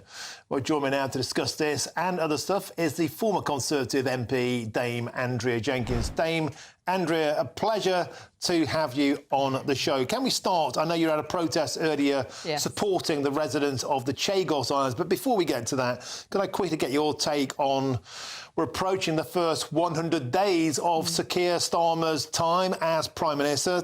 To use a football parlance, the boy's having a nightmare. What's your take? I know, what a disastrous first 3 months, Martin, and I think it's unheard of, because normally people have this honeymoon bounce when they're a new government. And what I think, I mean, she's been given like this non-role, hasn't she? And I understand today Sue Gray's 500 miles away from Parliament. So I think the next stop for her will no doubt him putting her in the Lords, Starmer putting her in the Lords. And Dame Andrew, you were at Parliament Square a short while ago for one protest, and also you were there witnessing the winter fuel allowance protest. Do you think it's particularly embarrassing, not only that there are two protests on one day, but the winter fuel allowance pensioners protest today was being organised by the Unites Union, which is one of the biggest unions that the Labour Party supports. In fact, Sir Keir Starmer just gave teachers a 5.5% inflation-busting pay rise, and yet still they're out protesting. Absolutely. I mean, it was chocker when I walked past it to the other protests today. And it's very rare that I actually agree with the unions, but I certainly did on this, the way they're punishing our pensioners. And do you think part of the problem with the Labour Party is that they just don't seem to be getting a handle on their media communications? John McTernan, who is a former Labour advisor to Tony Blair, he said today that he feels the party has completely lost its grip. Even Alistair Campbell, again, somebody that you and I will probably agree with on practically nothing. Yes. He said that the Labour Party can't afford too many missteps, and it's already had too many. Do you think there's a sense of they're just not managing the media scripts, even amongst media platforms that ostensibly willed them into power? They can't get a good headline anywhere. I mean, what I find outstanding, really just crazy, the fact that it's not just having a decent media person in number 10, but where is the political instinct of Starmer, of Rachel Reeves, our Chancellor? They're so out of touch with the British people. And look, they've had plenty of practice time in opposition. They should have sailed these last 3 months, but it's been a disaster. And let's get now onto that protest that you were at earlier on today. Of course, the Chagos Islands were handed back to Mauritius late last week. A lot of people are calling this a huge strategic blunder. What's your take on that before we move on to today's protest? No, I completely agree. And when I was at the protest earlier, they was really directing their anger at Starmer and at Labour. They said it was a Labour government last time who we lost our homes, lost our island to through a Labour government. And Starmer's meant to be a human rights lawyer. Where's our human rights? So they're demanding to be listened to. And I think the fact that they haven't been consulted, that's a tragedy of this. And what specific things were they telling you? You were right amongst that. I think with Henry Bolton also was there.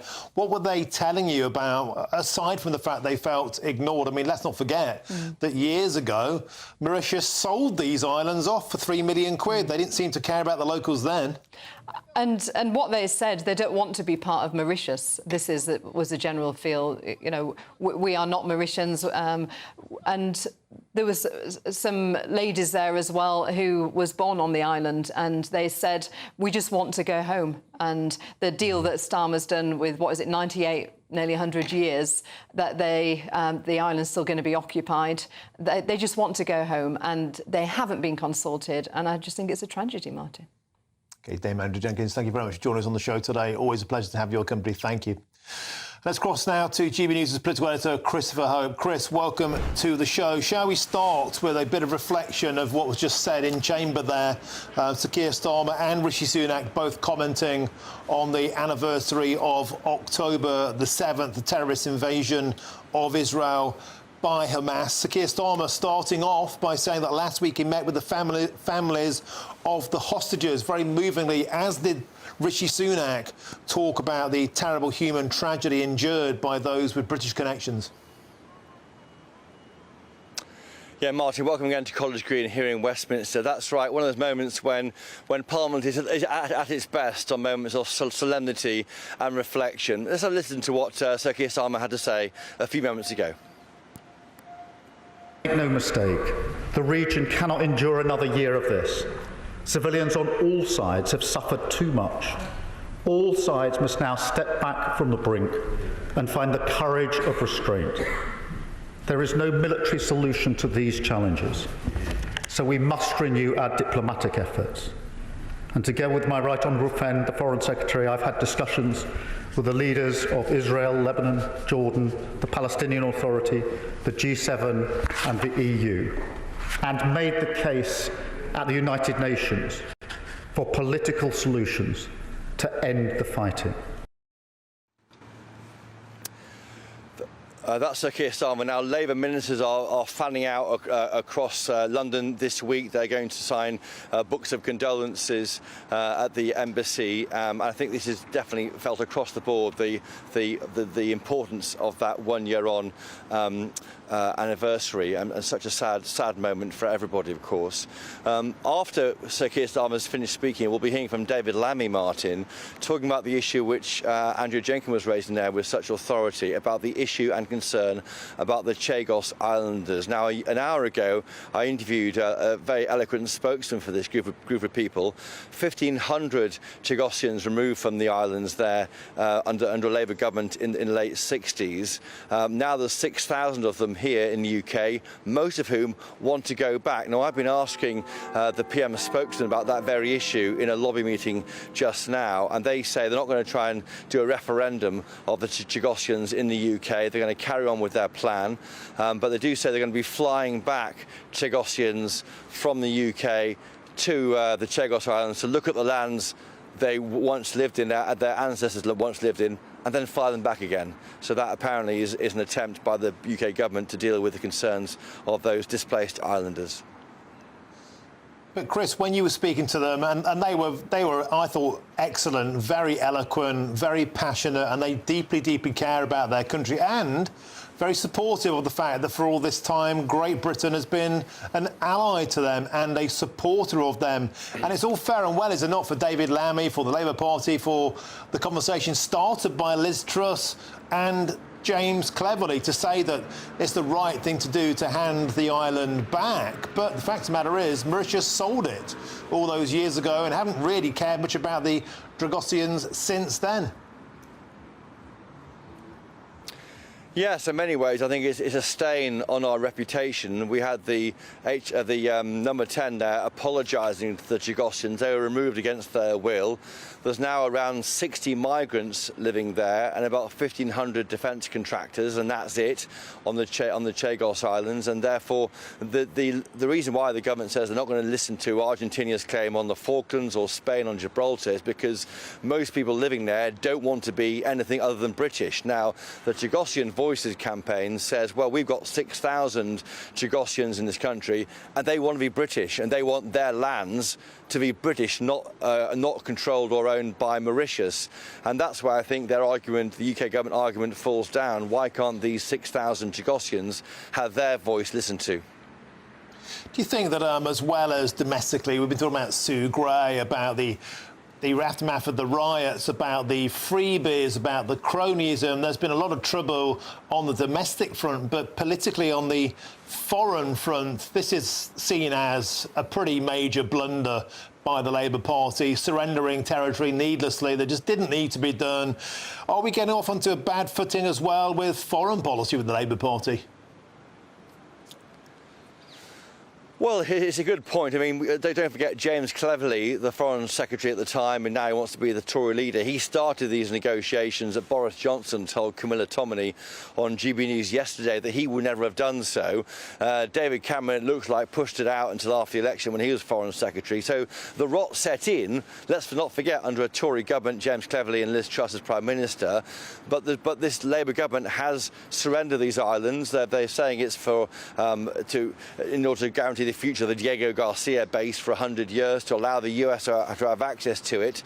But it does feel as though, I mean, this government, if anything, there's an area they would be seen as weak on by their critics, and they've kind of walked into that trap without any warning, announcing this handing over of sovereignty on a Thursday when Parliament wasn't sitting. So we'll be seeing a statement very shortly from David Lammy, the Foreign Secretary, opposed, I think, by Andrew Mitchell, the Shadow Foreign Secretary. And then there'll be this treaty will come forward, and MPs will have a chance to debate that. Whether they get a vote on that is a different matter. They don't have to have a vote. That's in the gift of the government.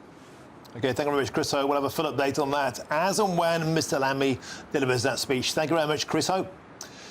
Now, it's been a year since Hamas militants attacked Israel, murdering more than 1,000 people. And how has the world changed since? All of that and more next. I'm Martin Daubney on GB News, Britain's News Channel.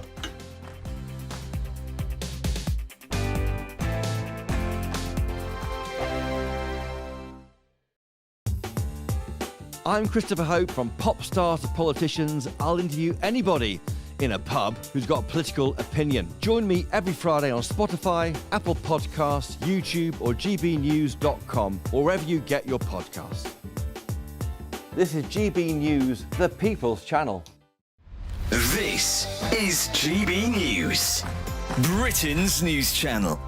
There's a huge financial and mental strain for parents, but we have this system now where it talks about they bringing a family member to help, but I don't think that's happening a lot of the time. I think people are having to be off work, look after their child, and often, sorry to say, but their school always calls the mum, and then you have this situation where you have nobody to look after your child. People's grandparents don't seem to want to do it so much, and often family members aren't just down the road. So what we have is no village. And I think it's really important when you have a child that you need that village. Are children getting more sicker than they used to be? Or is it just that we take the odd sniffle a bit more seriously now since 2020? Yes, I do think the odd sniffle can be. I know in my school they say 3 days away, you know, the slightest little thing, and it's like... If you have a cold? Yeah, no, please, go in, yeah. And 3 days off if you have a cold for a child, and we wonder why all these parents aren't at work. I think some of these figures about people who could be working and aren't working, they're not necessarily on benefits, but some of them will be people who, during the pandemic, particularly parents, decided to get a different work-life balance. They quite liked being at home, and they realised the children were benefiting from it. Do you think those people are in these statistics, Annette? Of people staying at home with not working? Who decided to not go back to work of working age? Yes, I think a lot of people don't want to go into an office anymore either. They've had that little bit of freedom and they're like, I'm not going in. And I know employers are trying to get them to go in, but they just want to be at home. They want to be near their children if their children are sick, whether that's the mum or the dad. And also a lot of people don't live near their office or wherever. They don't want to commute. Train fares have gone up, so they say, well, why should I pay? So you have this whole knock-on effect throughout the economy. GB News, the People's Channel.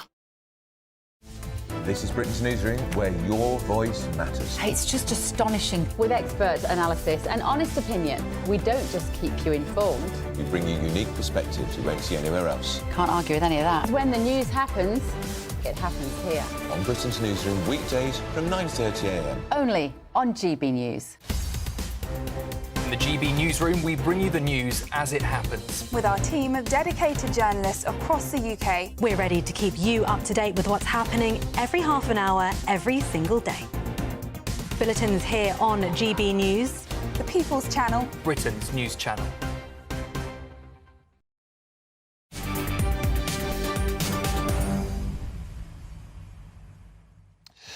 Welcome back. It's 4:22. I'm Martin Daubney on GB News. Now, in the last few moments, the US sources have revealed that they believe Israel's long-anticipated retaliatory strike against Iran is imminent. And let's get more on this now. I'm joined by GB News' home and security editor, Mark White. Mark, tell us more. This could be a significant development of escalations in the Middle East. Tell us more. In the US now, quoting senior sources in the US government talking about that retaliatory strike that Israel has promised it will launch on Iran, following, of course, the ballistic missile strikes on Israel last week by the regime in Tehran. Well, now that strike, we believe, or strikes are according to these US sources, believed to be imminent. And of course, just how significant those strikes will be really determine what the next move is. If they are very significant, then I think it's likely that the government in Iran will feel compelled to respond once again. And then, of course, you could be on a tit-for-tat spiral downwards. But we await confirmation, of course, and in fact, confirmation unlikely to come. We just watch this space to see when we get the first reports of any strikes on Iran.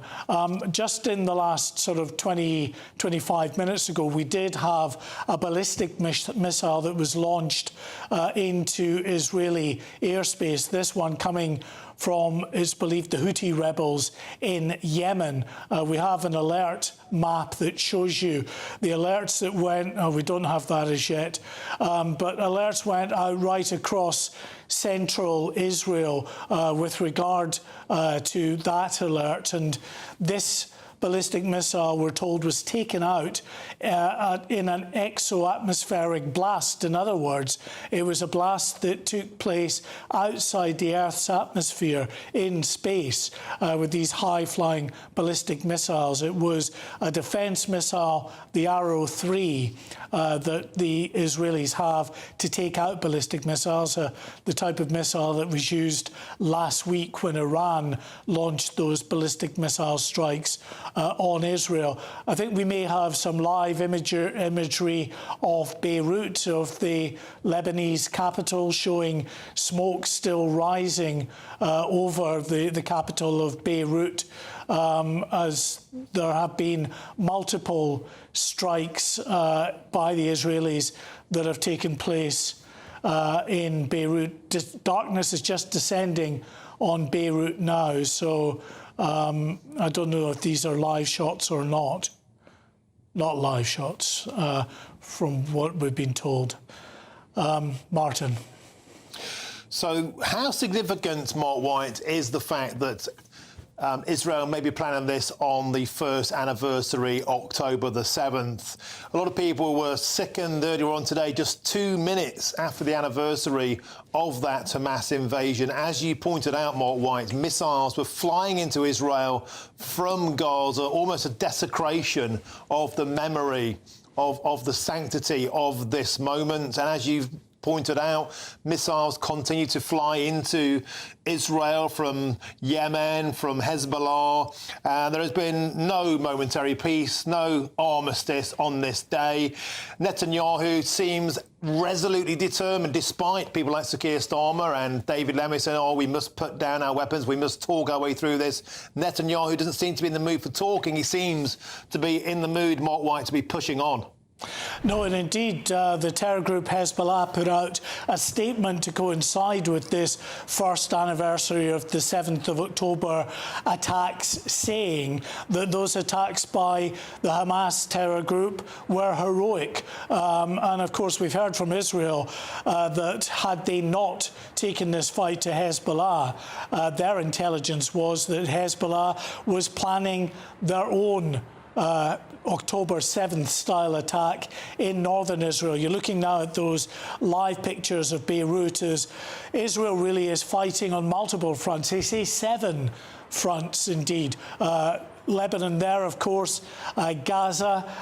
We know that there are Iranian-aligned groups in Syria and Iraq that have been launching missiles and drones towards Israel in recent months.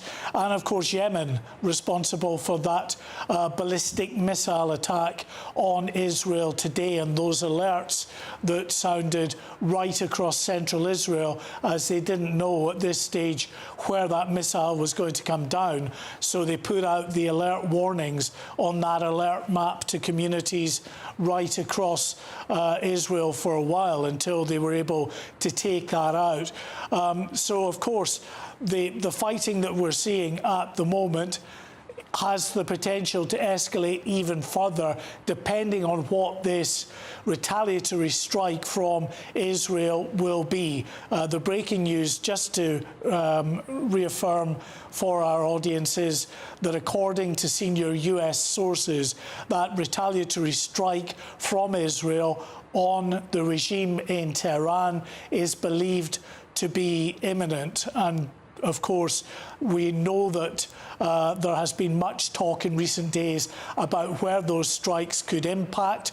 Will the Israeli military, that is, go after the Iranian regime's nuclear facilities? That would be stepping up the ante in terms of a potential response from Iran if they do. But there are many within the Israeli government that believe that now would be an opportune moment to take out Iran's nuclear facilities, because it is an existential threat, they believe, to Israel from a government that has vowed to wipe Israel off the face of the earth, and at some point many within the Israeli government believe they would have to act anyway to stop Iran getting the bombs. So this might be an opportune moment for that, but we just don't know what the response will be from Israel, and we await that perhaps in the coming hours, perhaps as early as this evening. Thank you, Mark White, for the latest there on the teetering situation in the Middle East. We'll be sure to join you if things develop. Thank you. And meanwhile, a Brighton man has been branded evil and disgusting for destroying a memorial to the victims of the October the 7th massacre. We discuss this further now with the writer and broadcaster Emma Webb. Emma, welcome to the show. We've got some footage on screen now, actually, of that moment yesterday. Perhaps we could call that up. Emma, I mean, tell us more about the situation.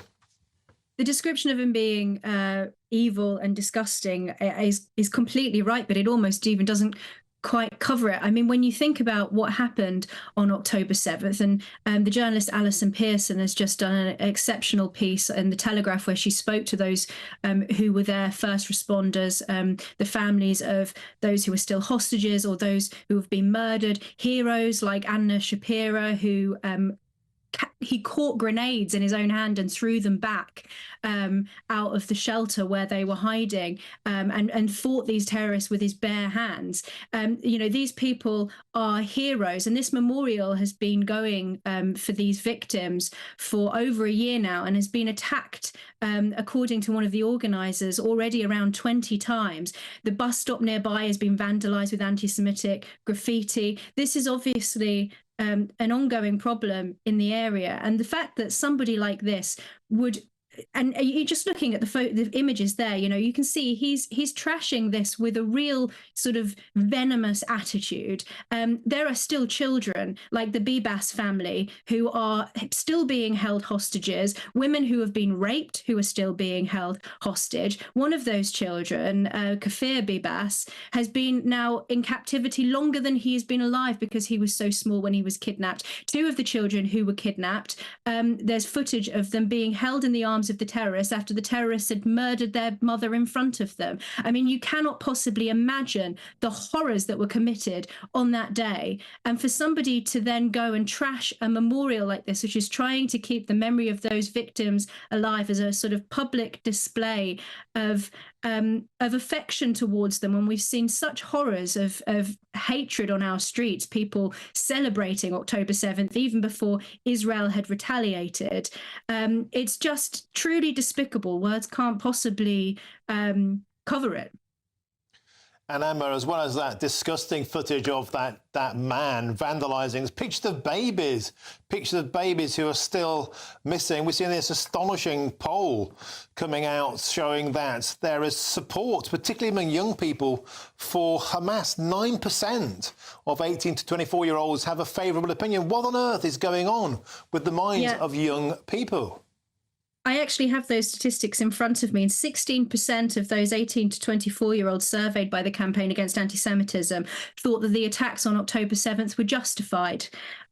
So, you know, what we're seeing here on screen is a symptom of a much, much bigger problem. And we've seen people being arrested for public order offences, for all sorts of minor things. We've seen, in fact, people being arrested for holding up signs that say Hamas are terrorists, which is, in fact, just a statement of fact. It's the law of this land that Hamas are a terrorist organisation. And we've seen those protesting against the hate marches being arrested.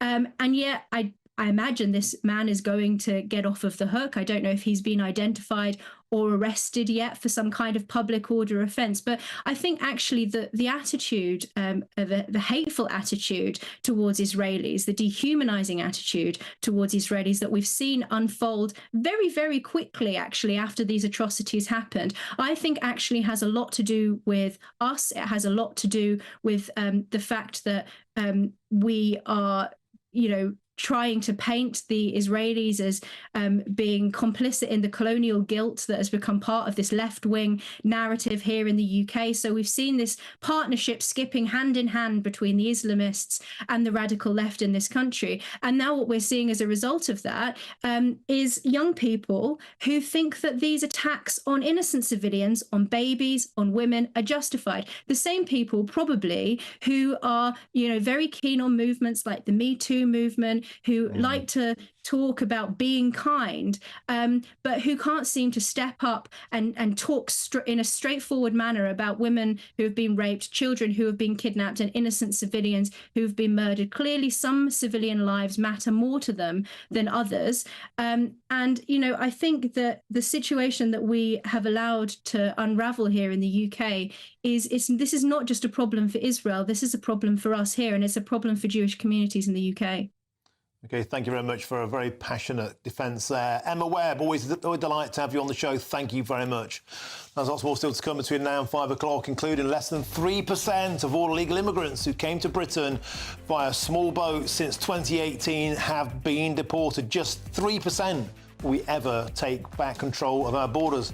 But first, here's your latest headlines with Will Hollis.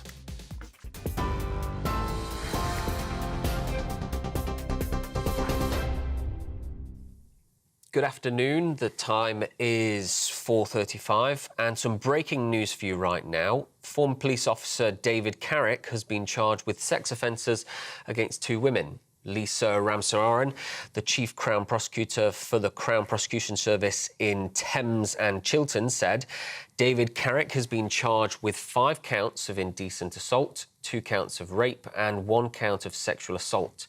He has also been charged with 1 count of coercive and controlling behaviour. As I say, this is a new news story and we'll be bringing you more as we get it. But first, back to our top story in the newsroom. This morning, people from across Israel have gathered to mark the 1-year anniversary of the October 7th attacks. At the Knesset building in Jerusalem, flags were lowered to half-mast in commemoration of victims to the attack. According to Israeli figures, Hamas killed some 1,200 people and took about 250 hostages into Gaza. Parliament has returned today following a recess for the various party conferences, which have been taking place over the past few weeks. Members are now back in Westminster, but their return coincides with further controversy for the government after the Prime Minister's Chief of Staff, Sue Gray, left her role yesterday. This prompted Sir Keir to reshuffle his inner team, with the leader of Labour's general election campaign, Morgan McSweeney, taking on the top job instead. Earlier, Shadow Leader of the House of Commons, Chris Philp, told GB News Breakfast that this is just one example of Labour chaos. Keir Starmer's government has collapsed into chaos after just 93 days. He can't even run his own number 10 Downing Street operation, let alone run the country. Frankly, this has all fallen apart a lot faster than I was expecting.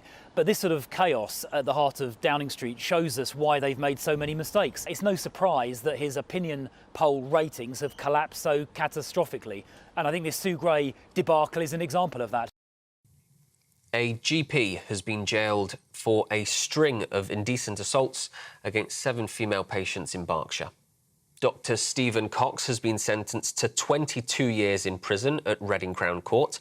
Cox was found guilty of 12 counts of indecent assault after a month-long trial. The jury heard how he made patients undress unnecessarily and touched their breasts without gloves between 1988 and 1997.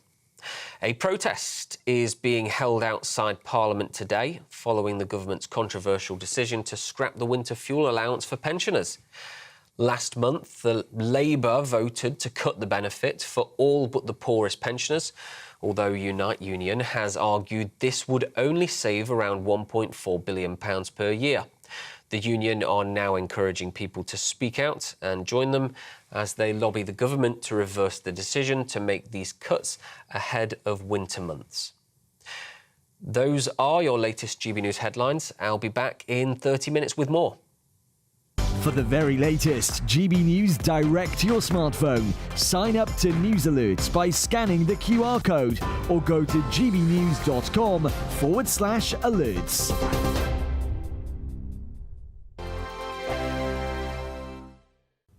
Afternoon, time for your latest weather update from the Met Office here on GB News. More heavy showers around this evening, and for some, well, a few thundery downpours, also quite gusty close to those heavy showers, all from this, an area of low pressure just sitting out to the west and spiralling bands of showery rain our way. This weather front's made for a dull and damp day across parts of northern Scotland.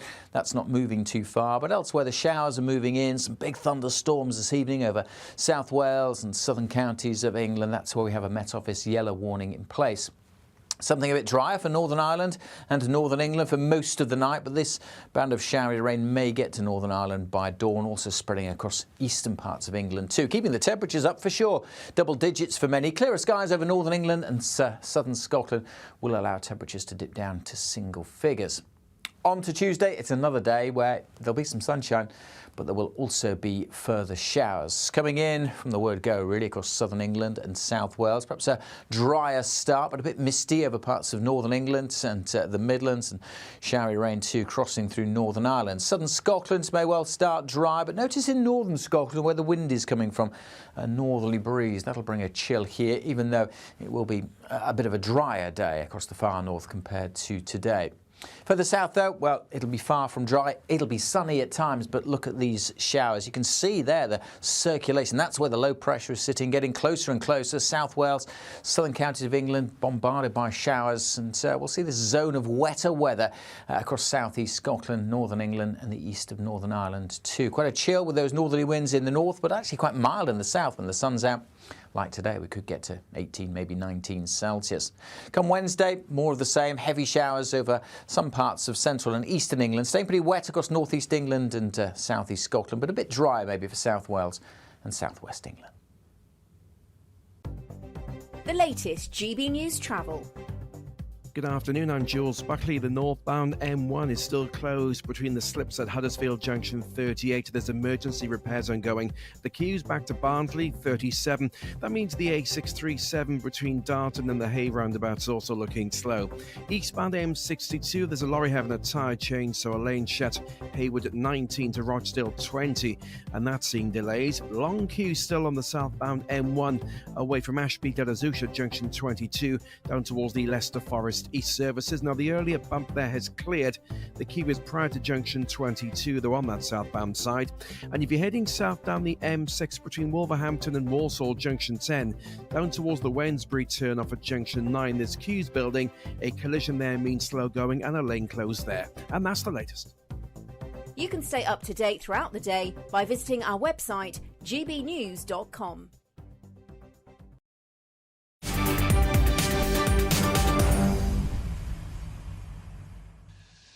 Welcome back, 4:42. I'm Martin Daubney on GB News. Now, an astonishing report seen exclusively by GB News shows that less than 3% of all illegal immigrants who came to Britain via small boats have been deported since 2018. And furthermore, 80% of illegals are men aged under 40. Will we ever take back control of our borders? Well, joining us now to discuss this is the chairman at Facts for EU, my good friend Lee Evans. Lee, welcome to the show. So you come today with two reports, not one. Let's start, if I could, with part one of the report, and that is illegal migrants in the European Union who've been ordered to leave, but those they haven't left. Tell us the numbers. Yeah, so last week, helpfully, the EU Commission released their latest numbers on deportations. And there's a lot of figures about migration one way or another, but this is all about deportations. And what these figures show is that more than 1.2 million are facing deportation. They've been issued with orders to leave, but more than 1 million are still there. OK, so let's get that graphic on screen now. We can see that. So the red part, the large part, that's over 1 million who have been basically told to clear off back to their host countries. And then the 19%, the smaller part, 290,000, those are the ones who have actually left. And we've got our next graphic here, Lee. It's the nations that refuse to clear off. Oh, we haven't got that one. So the nations that won't go home are basically the Algerians, the Moroccans, the Afghans, the Albanians, the Pakistanis, the Tunisians, the Turks. It sounds like the same kind of people that are clogging up our jails at the moment, Lee Evans. In fact, I'm doing a bit more on that report next time. But can we now get on to part two, the meat and drink of it today for British viewers? An incredible piece of information you gave to us. Only 3% of illegals who've come to Britain since 2018 have been deported. Incredible numbers. Talk us through them.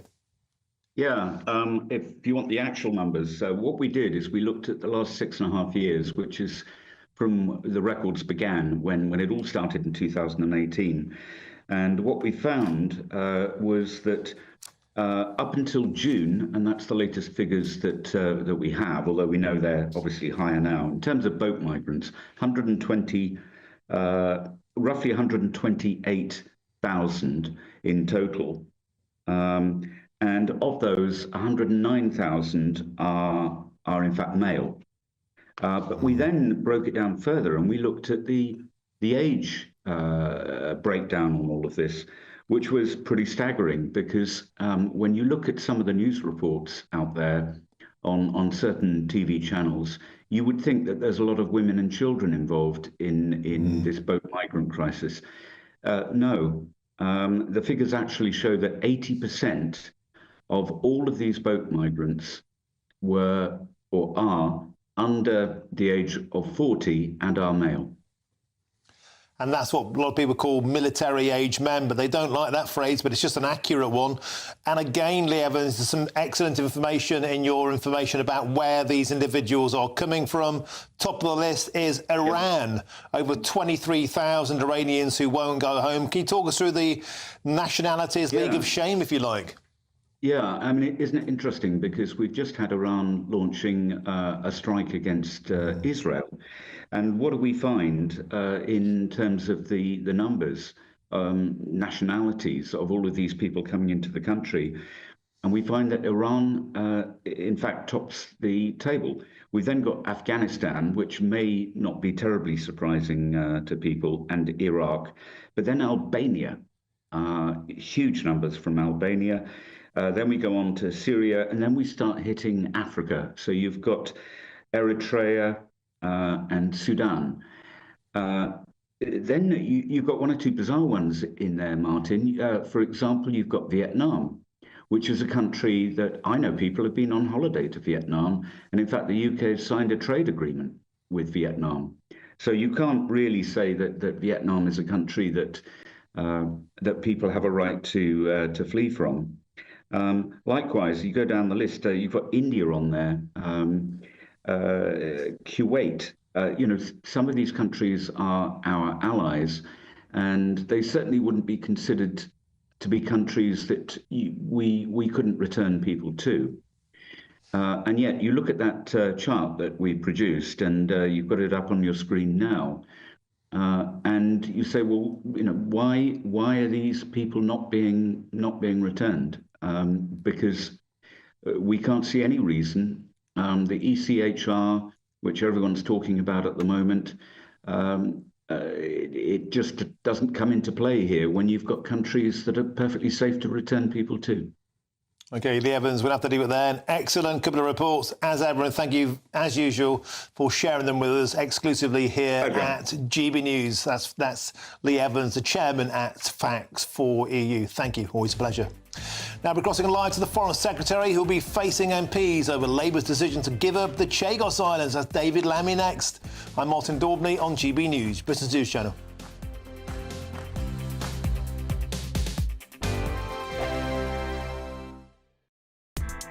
Join me, Nana Akwe, for an informative, interactive news programme with a difference. It's fun. No, he didn't say that, Dave. I'm so surprised. I think there's an element of truth to that. Join me from 3 p.m. every weekend, only on GB News, Britain's news channel. This is GB News, Britain's news channel. Earlier this week, Olympic swimmer Adam Peaty finally proposed to his girlfriend, because I've been waiting for this, the daughter of Gordon Ramsay, with a gorgeous yellow diamond ring. Yeah, so the demand for coloured diamonds in the last 10 years has soared by, guess how much, 77% between 2010 and 2019. Joining us now to tell us more about some of the hottest trends in the diamond world is dealer to the stars, Neil Dutson. Good morning, Neil. Morning, Ben. And I've got one of your exemplary examples. Look at this bad boy. So What's this one? That's a very rare Muso Colombian emerald, and it's alpine green translucent, so it's a really stunning See if colour. we get a close-up. So, yeah, so pretty impressive. Can I be very crude and ask how much this is worth? So value is £200,000. How much, sorry? £200,000. Now, the reason is its rarity. It's minor oiling. It's very, very, very pretty. The two diamonds on the side are D-colour, flawless diamonds, just to accentuate the setting. Neil, how did you get into diamonds? I studied diamonds in Antwerp. So Wow. Antwerp used to be the diamond capital of the world, really. Yeah. 85% of the world's diamonds go through Antwerp, or used to. And now Dubai has taken over. And yeah, I just went to a school there. I learnt about diamonds, and I just didn't want to be seen off in the future. Neil, I'm very concerned I'm going to drop 200 grand's worth of diamonds into my cup of tea, so can I give that back to you? Absolutely. But I can hold one if you like. Oh, well, I've got Neil. a lovely one here. Thank you. So this is a fancy vivid yellow. It's 8 carats. This is my dream ring, just so you know, for this hand. This would be Is it big amazing. enough? So what would I call this? A yellow? So that's a natural fancy vivid yellow diamond. Value £300,000. So, Oh, it fits depends like where a you're glove. buying it from. It right? fits like a glove, Neil. Oh. Maybe it's a sign. It's meant to be mine. Definitely a sign, yeah. GB News, the People's Channel. We're proud to be GB News, the People's Channel. And as you know, we always love to hear your views. Now, there's a new way of getting in touch with us at gbnews.com/your say. By commenting, you can be part of a live conversation and join our GB News community. You can even talk to me, Bev Turner, or any of the members of the GB News family. In the GB Newsroom, we bring you the news as it happens. With our team of dedicated journalists across the UK. We're ready to keep you up to date with what's happening every half an hour, every single day. Bulletins here on GB News, the People's Channel, Britain's news channel.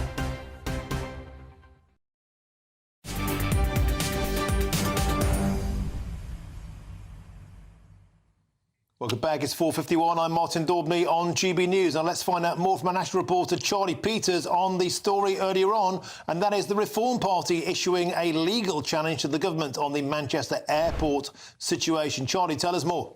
Well, the Home Secretary, Yvette Cooper, has been notified today that the CPS is on notice because Reform UK's MPs held a press conference this morning and they issued out this letter. Here it is, which is their writing to the Home Secretary on this issue. And within it, Richard Tice's MPs say they claim that a senior Greater Manchester police officer was refusing to release the footage surrounding this incident against the advice of his more junior officers. Now, that's quite the claim about this particular incident, which caused public outrage when on July the 23rd, footage emerged of a set of police officers appearing to kick one member of the public in the head on the floor at Manchester Airport. Further footage was then released a few days later, leaked to a newspaper, showing the further incident as it took place, showing that the police officers were being assaulted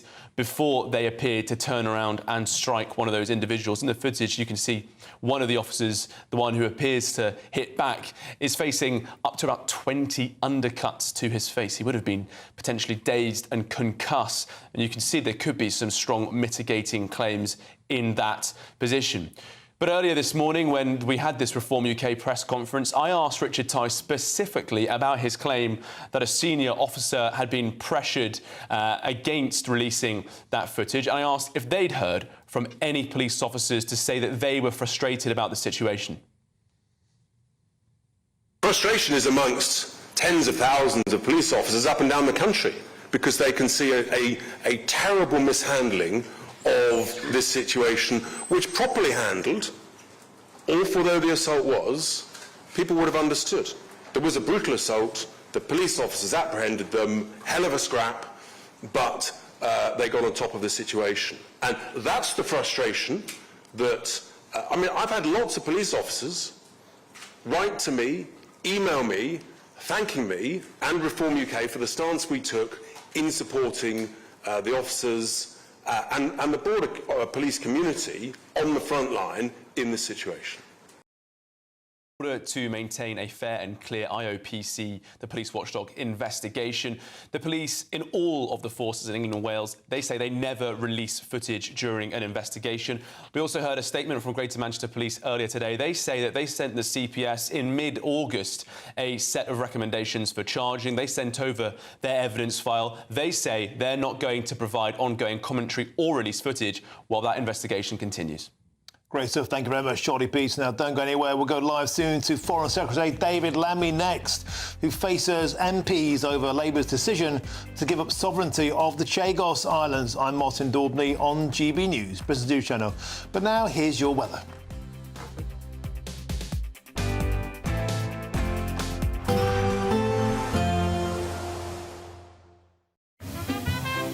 Heavy showers first thing will be followed by a warm, cosy day. Boxed boilers, sponsors of weather on GB News. Afternoon, time for your latest weather update from the Met Office here on GB News. More heavy showers around this evening, and for some, well, a few thundery downpours, also quite gusty close to those heavy showers, all from this, an area of low pressure, just sitting out to the west and spiralling bands of showery rain our way. This weather front's made for a dull and damp day across parts of northern Scotland. That's not moving too far, but elsewhere the showers are moving in. Some big thunderstorms this evening over South Wales and southern counties of England. That's where we have a Met Office yellow warning in place. Something a bit drier for Northern Ireland and Northern England for most of the night, but this band of showery rain may get to Northern Ireland by dawn, also spreading across eastern parts of England too, keeping the temperatures up for sure. Double digits for many. Clearer skies over Northern England and southern Scotland will allow temperatures to dip down to single figures. On to Tuesday, it's another day where there'll be some sunshine, but there will also be further showers coming in from the word go, really, across southern England and South Wales. Perhaps a drier start, but a bit misty over parts of northern England and the Midlands, and showery rain too crossing through Northern Ireland. Southern Scotland may well start dry, but notice in northern Scotland where the wind is coming from, a northerly breeze. That'll bring a chill here, even though it will be a bit of a drier day across the far north compared to today. Further south, though, well, it'll be far from dry. It'll be sunny at times, but look at these showers. You can see there the circulation. That's where the low pressure is sitting, getting closer and closer. South Wales, southern counties of England, bombarded by showers. And we'll see this zone of wetter weather across southeast Scotland, northern England and the east of Northern Ireland too. Quite a chill with those northerly winds in the north, but actually quite mild in the south when the sun's out. Like today, we could get to 18, maybe 19 Celsius. Come Wednesday, more of the same. Heavy showers over some parts of central and eastern England. Staying pretty wet across northeast England and southeast Scotland, but a bit dry maybe for South Wales and southwest England. Whew. A chilly start will give way to a lovely, warm afternoon. Boxed heat pumps, sponsors of weather on GB News. The latest GB News travel. Good afternoon. Hello, I'm Jules Buckley. Well, still some queues heading north up the M1 in South Yorkshire. Still closed at Huddersfield Junction 38 for emergency repairs. The queue is back towards Barnsley Junction 37. A couple of issues either side of the M62 at the moment. Firstly, eastbound Haywood at Junction 19 to Rochdale at 20. Now, there's a vehicle there undergoing a tyre change at the moment, so we're seeing queues, a lane closure in place. Slow going just after Lofthouse at Junction 29 westbound as well. That's the turn off for the M1. There's a breakdown there blocking a lane. And the northbound side of the M6 is still stop-start, just away from Sandbach at 17, up towards Middlewich Holmes Chapel at Junction 18. Now, the earlier broken down vehicle back on the move. All lanes are open too, but still seeing delays. And that's the latest. You can stay up to date throughout the day by visiting our website, gbnews.com. I'm Christopher Hope. And I'm Gloria Di Piero, bringing you PMQ's live here on GB News. Whenever Parliament is in session on a Wednesday at midday, we'll bring you live coverage of Prime Minister's questions. We'll be asking our viewers and listeners to submit the questions that they would like to put to the Prime Minister, and we'll put that to our panel of top politicians in our Westminster studio. That's PMQ's live here on GB News. Britain's news channel. It's Patrick Christie's Tonight, and here we do things differently. It's explaining the absolute madness of this, doesn't it? It's explosive. I mean, this is very good. It's lively. 850. Your government sat there, Sean, and it did nothing. It's controversial. And the Middle East has been in turmoil since before I was born. It's everything you need to kickstart your evening. Everyone's had their Weetabix tonight. I love to see it. That's Patrick Christie's Tonight, weeknights from 9 p.m. Only on GB News, the People's Channel, Britain's news channel.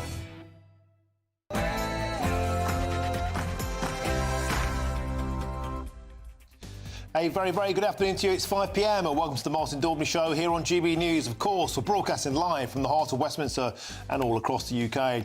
On today's show, Sir Keir Starmer has addressed Parliament on the first anniversary of the October the 7th terrorist attacks as the Middle East teeters on the edge of all-out war.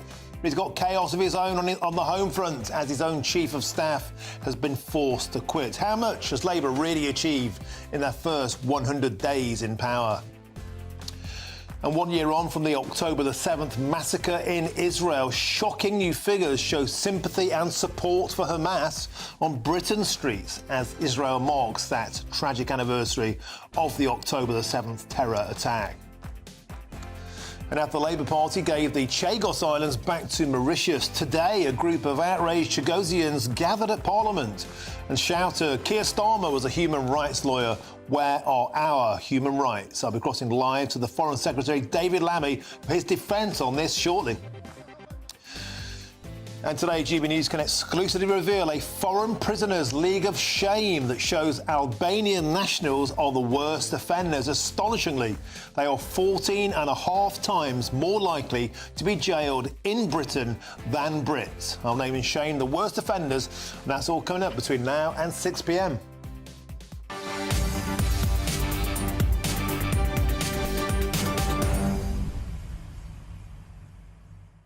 It's an astonishing set of numbers that I crunched over the weekend with my son. We looked at the Ministry of Justice data, cross-correlated with the census data. So how many Albanians are in prison and how many are in the country? You're then able to work out the propensity to be jailed per 10,000 citizens. They give this data in places like Denmark as a matter of course. Here, they'd rather we didn't know. Well, I delved in and I found out the true figures. It's an astonishing set of figures and I believe a blight on our country. Give us transparency. Give us the data. Let us look at it. What are you afraid of? In the absence of that, I've done the data myself. You would not want to miss it. It's an astonishing revelation to show that we just don't have control of our borders nor our jails. Get in touch the usual way, gbnews.com/your say. But first, here's your headlines, and it's Will Hollis.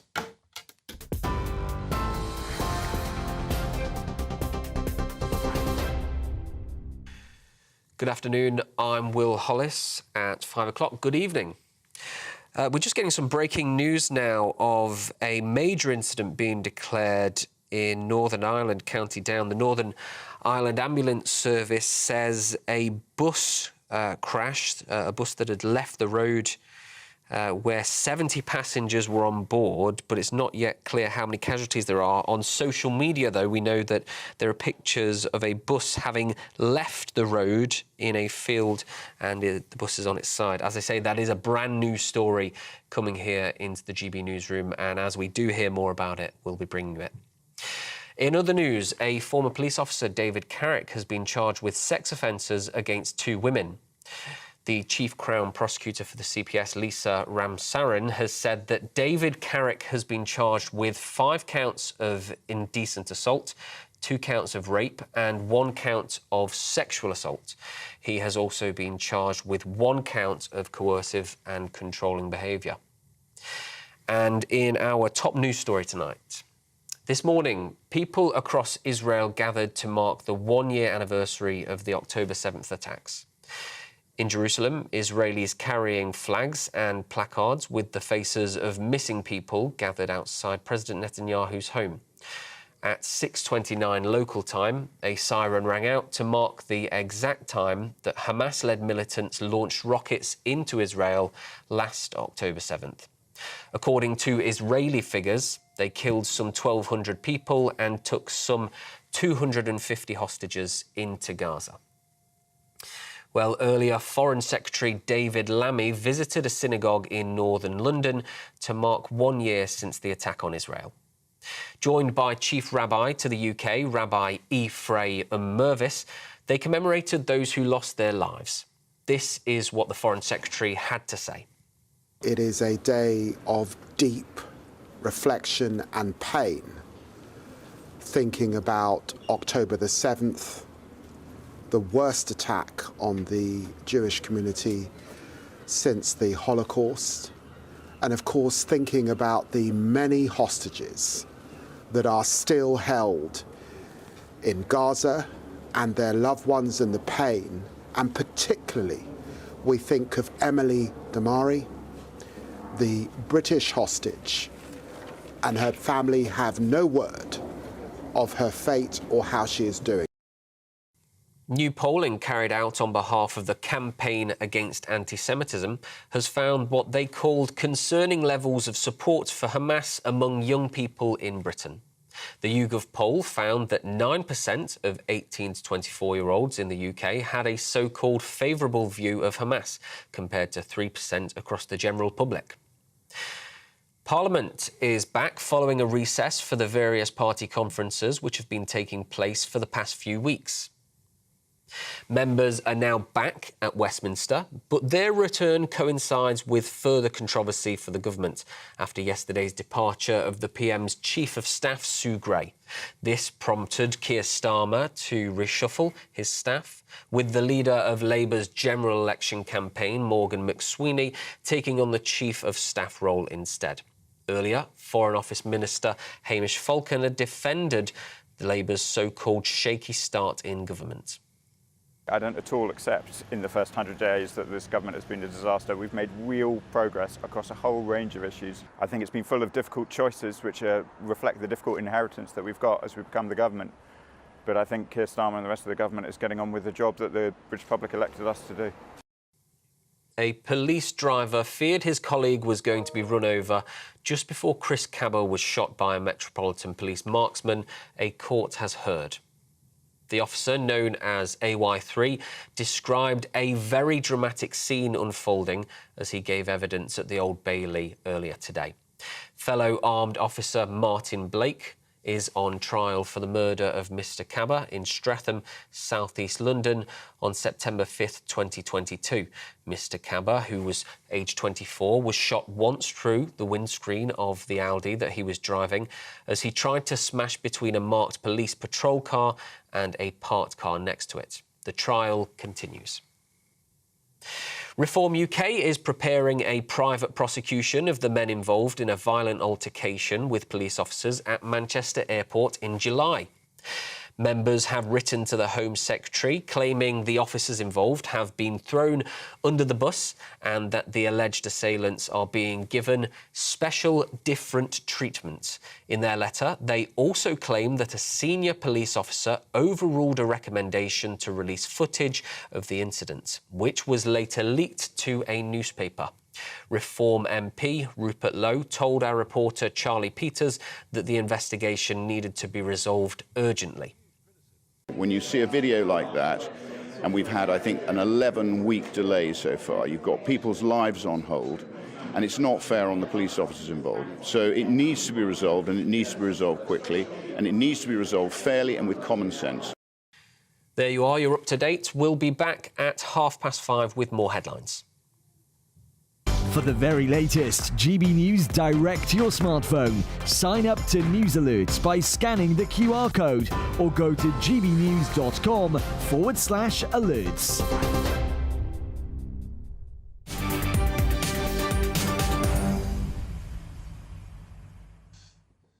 Thank you, Will. Now let's cross to the Commons now, where moments ago Foreign Secretary David Lammy was giving an update on the Chagos Islands. Beginning of this statement, and with permission, I will make a statement on the conclusion of negotiations on the exercise of sovereignty over the British Indian Ocean Territory. On Thursday, the 3rd of October... Order. I've done the bidding. I don't need others to come in on the back of it. Secretary of State. I'm very grateful, Mr. Speaker. On Thursday, the 3rd of October, my right honourable friend, the Prime Minister and Mauritian Prime Minister Chagos made a historic announcement. After 2 years of negotiations and decades of disagreement, the United Kingdom and Mauritius have reached a political agreement on the future of the British Indian Ocean Territory. Mr. Speaker, the treaty is neither signed nor ratified, but I wanted to update the House on the conclusion of formal negotiations at the earliest opportunity. Members will appreciate the context. Since its creation, the territory and the joint UK-US military base on Diego Garcia has had a contested existence. In recent years, the threat has risen significantly. Coming into office, the status quo was clearly not sustainable. A binding judgment against the UK seemed inevitable, and it was just a matter of time before our only choices would have been abandoning the base altogether or breaking international law. Mr. Speaker. Order. You'll all be able to question the Secretary of State, so please just wait for that moment. No, we don't. You've been here long enough to know they don't come at this stage. Good try, but not working. Secretary of State. Mr. Speaker, if you oppose the deal, which of these alternatives do you prefer? Doing this deal on our terms was the sole way to maintain the full and effective operations of the base into the future. Mr. Speaker, this is why in November 2022, the then Foreign Secretary, the Right Honourable Member for Braintree, initiated sovereignty negotiations. It's also why, Mr. Speaker, my predecessor, Lord Cameron of Chipping Norton, ultimately continued with those deals.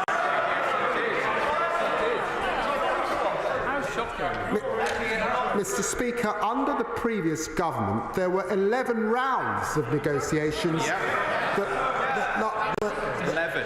The last one held just weeks before the general election was called. Exactly. So in July, this government inherited unfinished business where the threat was real and inaction was not a strategy. Inaction posed several acute risks to the United Kingdom. First, it threatened the UK-US base. From countering malign Iranian activity in the Middle East to ensuring a free and open Indo-Pacific, it's critical for our national security. Without surety of tenure, no base can operate effectively nor truly deter our enemies. Critical investment decisions already being delayed. Second, it impacted on our relationship with the United States, who neither wanted nor welcomed the legal uncertainty and strongly encouraged us to strike a deal. Mr. Speaker, I am a transatlanticist. We had to protect this important relationship. And third, it undermined our international standing. We're showing that what we mean is what we say on international law and our desire for partnerships with the Global South. This strengthens our arguments when it comes to issues like Ukraine or the South China Sea. And Mr. Speaker, further legal wrangling served nobody's interests but our adversaries. In a more volatile world, a deal benefited us all, the UK, the United States and Mauritius. This government therefore made striking the best possible deal a priority. We appointed Jonathan Powell as the Prime Minister's Special Envoy for these negotiations, and he's worked closely with a brilliant team of civil servants and lawyers. Their goal was a way forward which serves UK national interests, respects the interests of our partners and upholds the international rule of law. This agreement fulfills these objectives. It is strongly supported by partners, with President Biden going so far as to applaud our achievement within minutes of the announcement. Secretary Blinken and Secretary Austin have also backed this successful outcome, which reaffirms our special defence relationship. And the agreement has been welcomed by the Indian government and commended by the United Nations General Secretary-General. In return for agreeing to Mauritian sovereignty over the entire islands, including Diego Garcia, the UK-US base has an uncontested long-term future. Base operations will remain under full UK control well into the next century. Mauritius will authorise us to exercise their sovereign rights, and authorities to respect Diego Garcia. This is initially for 99 years, but the UK has the right to extend this. And we have full Mauritian backing for robust security arrangements, including preventing foreign armed forces from accessing or establishing themselves on the outer islands. The base long-term future is therefore more secure under this agreement than without it. If this were not the case, I doubt the White House, State Department or Pentagon would have praised the deal so effusively. This agreement will be underpinned by a financial settlement that's acceptable to both sides. Members will be aware the government does not normally reveal payments for our military base overseas, and so it would be inappropriate to publicise further details of these arrangements at this stage. Mr. Speaker, the agreement also recognises the rights and wrongs of the past. The whole House would agree that the manner in which Chagosians were forcibly removed in the 1960s was deeply wrong and regrettable. Mauritius is now free to implement a resettlement programme to islands other than Diego Garcia. The United Kingdom and Mauritius have also committed to support Chagosians' welfare, establishing a new trust fund capitalised by the UK and providing additional government support to Chagosians in the UK. And the UK will maintain the pathway for Chagosians to obtain British citizenship. Furthermore, Mauritius and the UK will now establish a new programme of visits to the archipelago for the Chagosians. This agreement also ushers in a new area of our relations with Mauritius, a Commonwealth nation and Africa's leading democracy. We have agreed to intensify cooperation on our shared priorities, including security, growth and the environment. The agreement ensures continued protection of these islands' unique environment, home to over 200 species of coral and over 800 species of fish.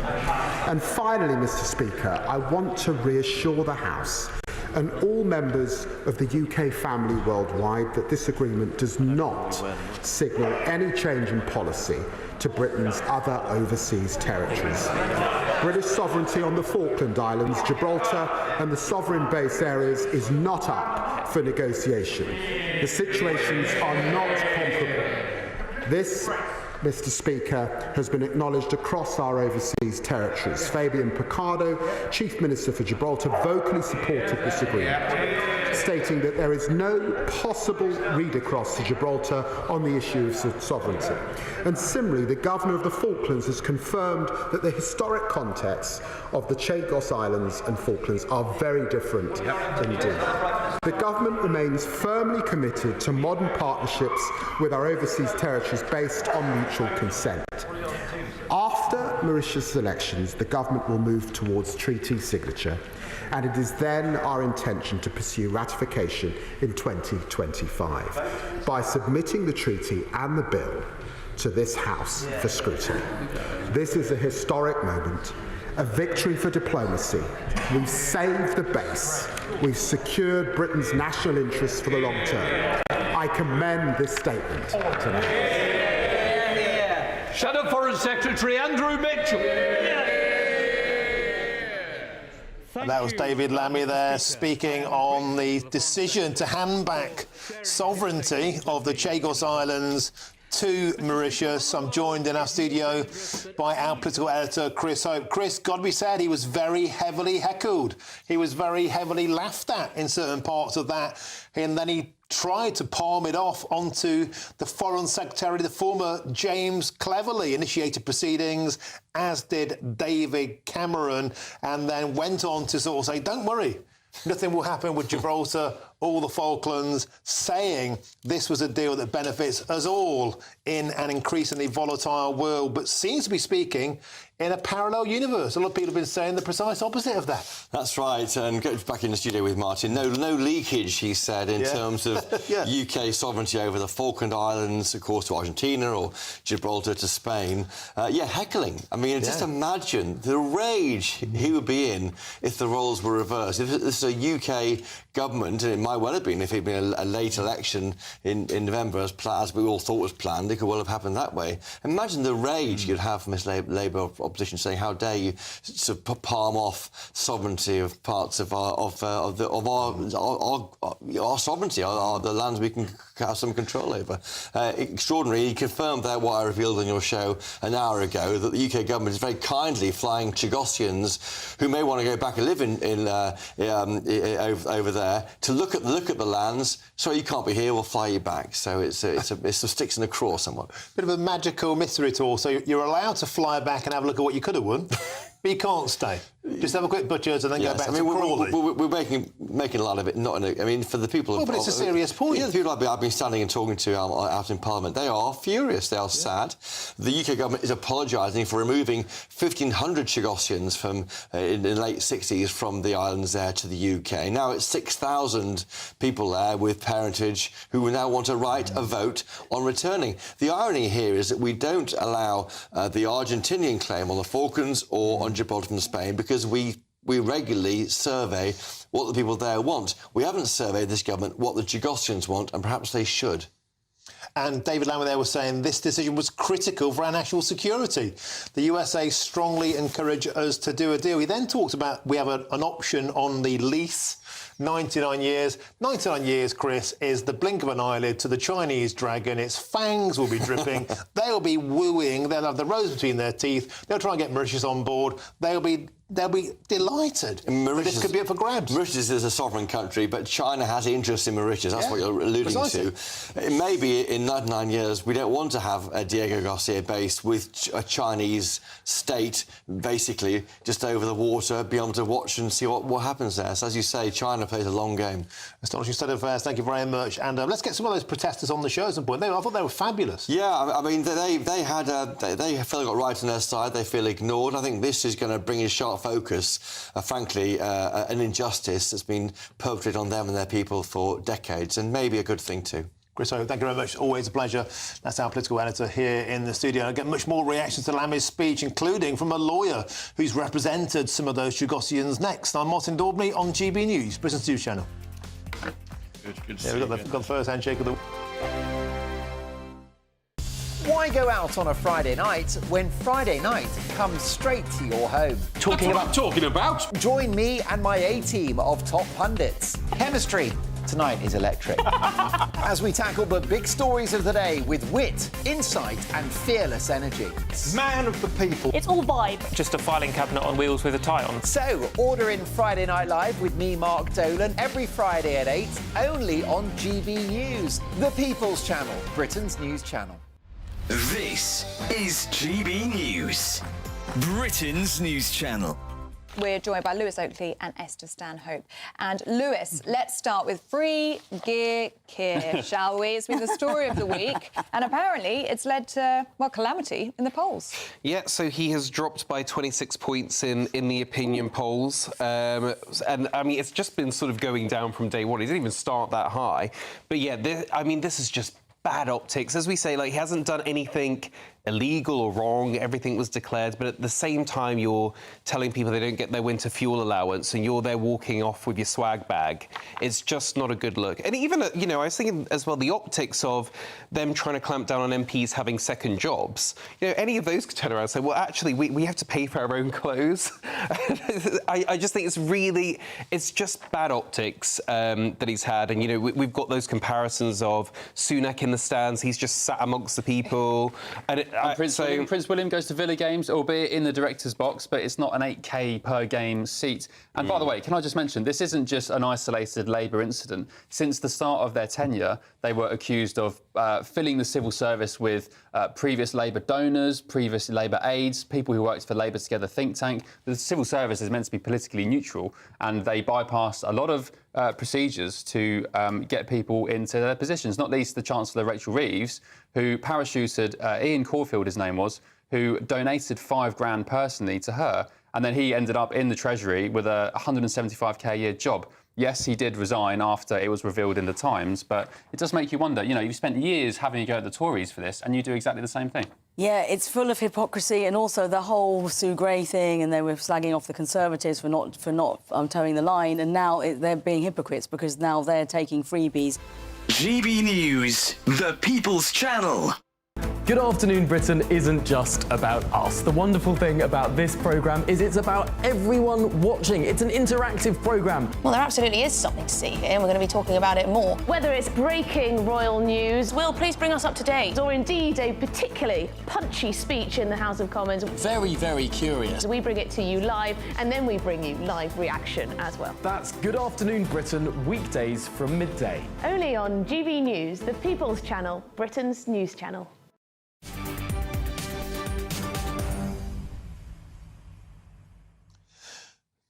Welcome back. It's approaching 5:25 now. Moments ago, we heard from the Oracle, the Foreign Secretary, David Lammy, who said the surrendering of the Chagos Islands rights the wrongs of the past, but will keep the Falklands and Gibraltar, fear not. Well, joining us now is the immigration lawyer, Paul Turner, who has represented Chagosians. Thank you for joining us, Mr. Turner. So there we go. David Lammy gave a speech to the House. He was very widely heckled. In fact, at points, he was laughed at openly, but nevertheless, the Foreign Secretary said, this is a deal that benefits us all. What say you and your clients, the humble Chagosians, who don't seem to have been consulted in any of this? Well, you're right. I don't think it benefits the Chagosians at all. I've had the pleasure of representing Chagosians, and I feel quite passionately about this. And a few years ago, I went to Mauritius to visit them and to give advice on how they could come over to the United Kingdom.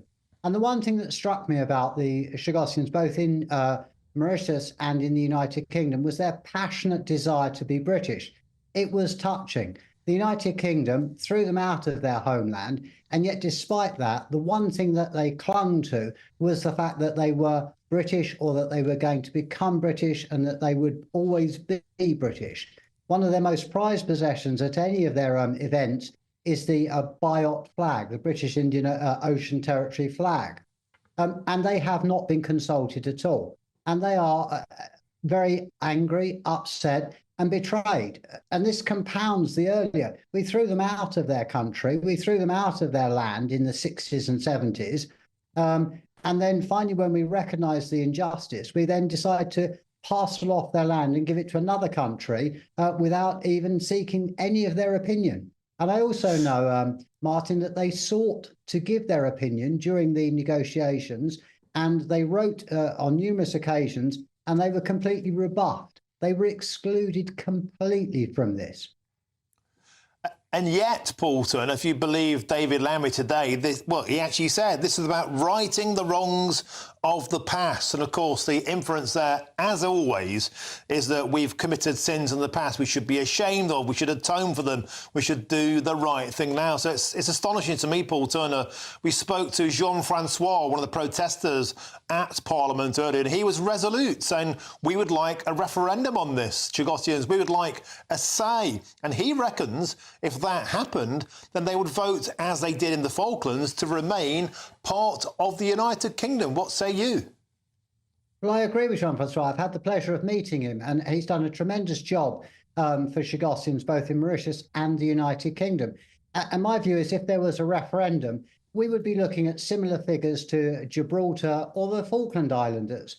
And it's to be remembered that one might say that that Argentina has a better claim than Mauritius than Mauritius has, and Spain has a better claim to Gibraltar than Mauritius has, given that we threw the Argentinians off. Mauritius, as far as I know, the Mauritius from the Mauritius itself, no Mauritians were thrown off the Chagos Islands. It was the indigenous population that had lived there happily. They were thrown off. And if one's righting an injustice, the easiest way to right this injustice is for the British government to allow the Chagosians to go back to the Chagos Islands. I've had a look at some of the things that have been said. And in essence, the UK government are now saying that they will encourage or support Mauritius to, and give Mauritius a lot of money, no doubt, to facilitate a resettlement programme. When asked if there would be any teeth in that, it was fairly conceded that Mauritius would then be the sovereign country. So we will give Mauritius a lot of money on the basis that they will facilitate resettlement. But of course, we won't be in a position, because we will have surrendered our sovereignty, to enforce it. And there's another disturbing fact, which is that it's said that that there are guarantees or insurances that other foreign powers, and for that you can read China, won't be allowed to establish bases on the other outlying Chagos Islands. But if it becomes a Mauritian sovereign territory, we won't have any say in that. So this is madness, is what it appears to me.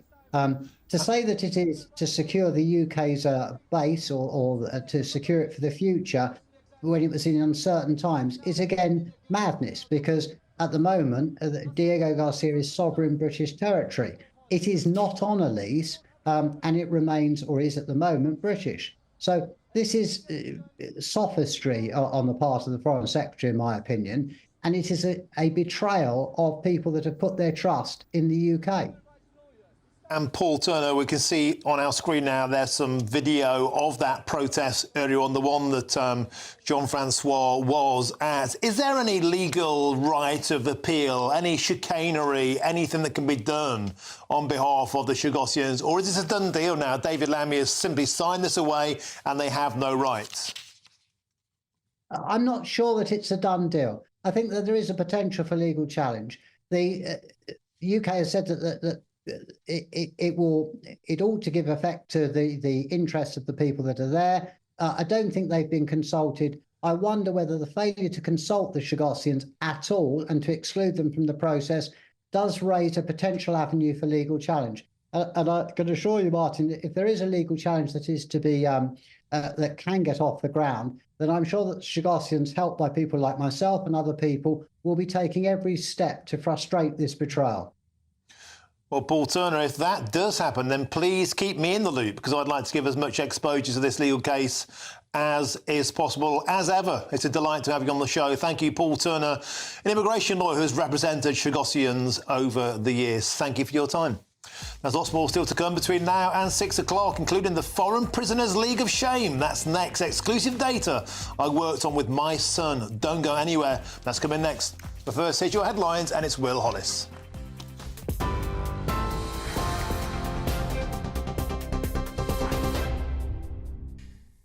Thank you, Martin. The time is 31 minutes past 5, and your top story this hour. A major incident has been declared in Northern Ireland after a bus crash in County Down, according to the ambulance service. Police sources in Northern Ireland have told GBNews that 2 children who were trapped on board the bus have sustained serious hand injuries. Sources say 27 children have been taken to the Royal Hospital in Belfast with minor injuries. While 70 people were on board, it's understood that there have been no fatalities. Former police officer David Carrick has been charged with sex offences against 2 women.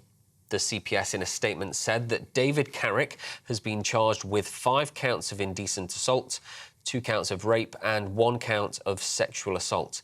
He has also been charged with 1 count of coercive and controlling behaviour.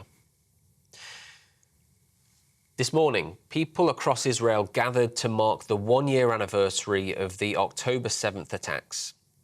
In Jerusalem, people waved their flags, and flags were lowered to half-mast in commemoration of victims to the attack.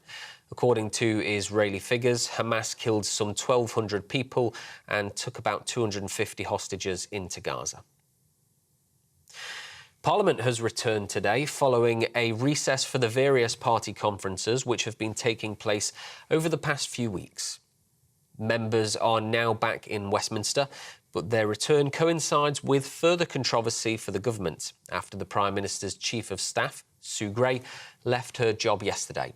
This has prompted Sir Keir Starmer to reshuffle his inner team, with the leader of Labour's general election campaign, Morgan McSweeney, taking on the top role instead.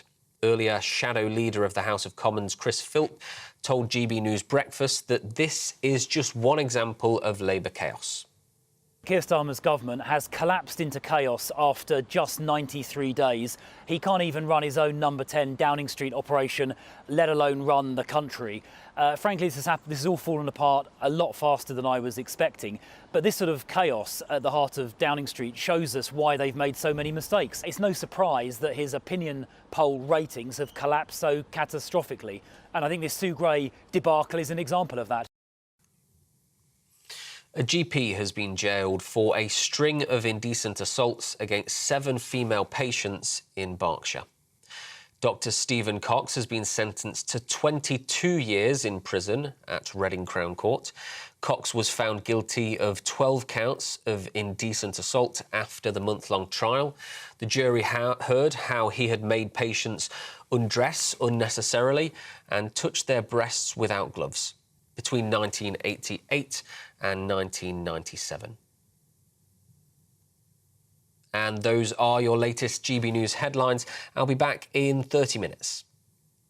For the very latest GB News direct to your smartphone, sign up to News Alerts by scanning the QR code or go to gbnews.com/alerts.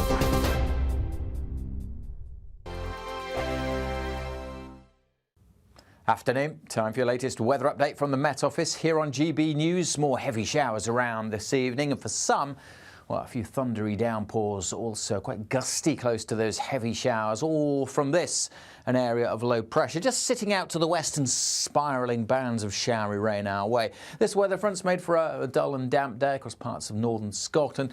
That's not moving too far, but elsewhere the showers are moving in. Some big thunderstorms this evening over South Wales and southern counties of England. That's where we have a Met Office yellow warning in place. Something a bit drier for Northern Ireland and Northern England for most of the night, but this band of showery rain may get to Northern Ireland by dawn, also spreading across eastern parts of England too, keeping the temperatures up for sure. Double digits for many. Clearer skies over Northern England and southern Scotland will allow temperatures to dip down to single figures.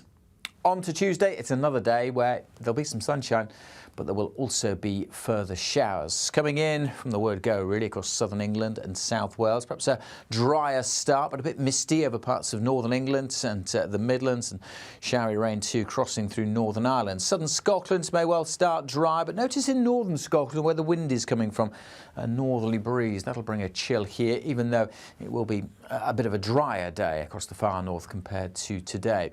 Further south, though, well, it'll be far from dry. It'll be sunny at times, but look at these showers. You can see there the circulation. That's where the low pressure is sitting, getting closer and closer. South Wales, southern counties of England, bombarded by showers. And we'll see this zone of wetter weather across southeast Scotland, northern England and the east of Northern Ireland too. Quite a chill with those northerly winds in the north, but actually quite mild in the south when the sun's out.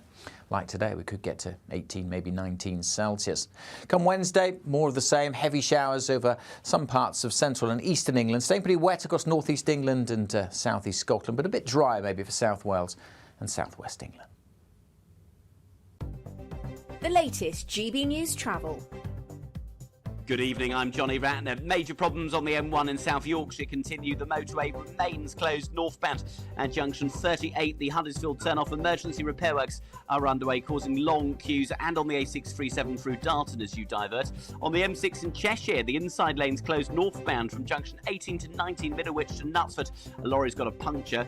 And in Lincolnshire, the A17 remains closed to the northwest of Sleaford by the Byard-Sleep junction after a lorry overturned. In East Sussex, the A21, Sharpton, Seddlescombe and Watlington, an air ambulance at the scene of a serious two-vehicle collision.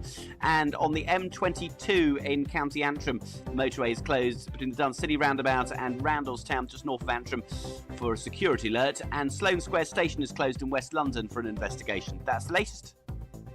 You can stay up to date throughout the day by visiting our website, gbnews.com.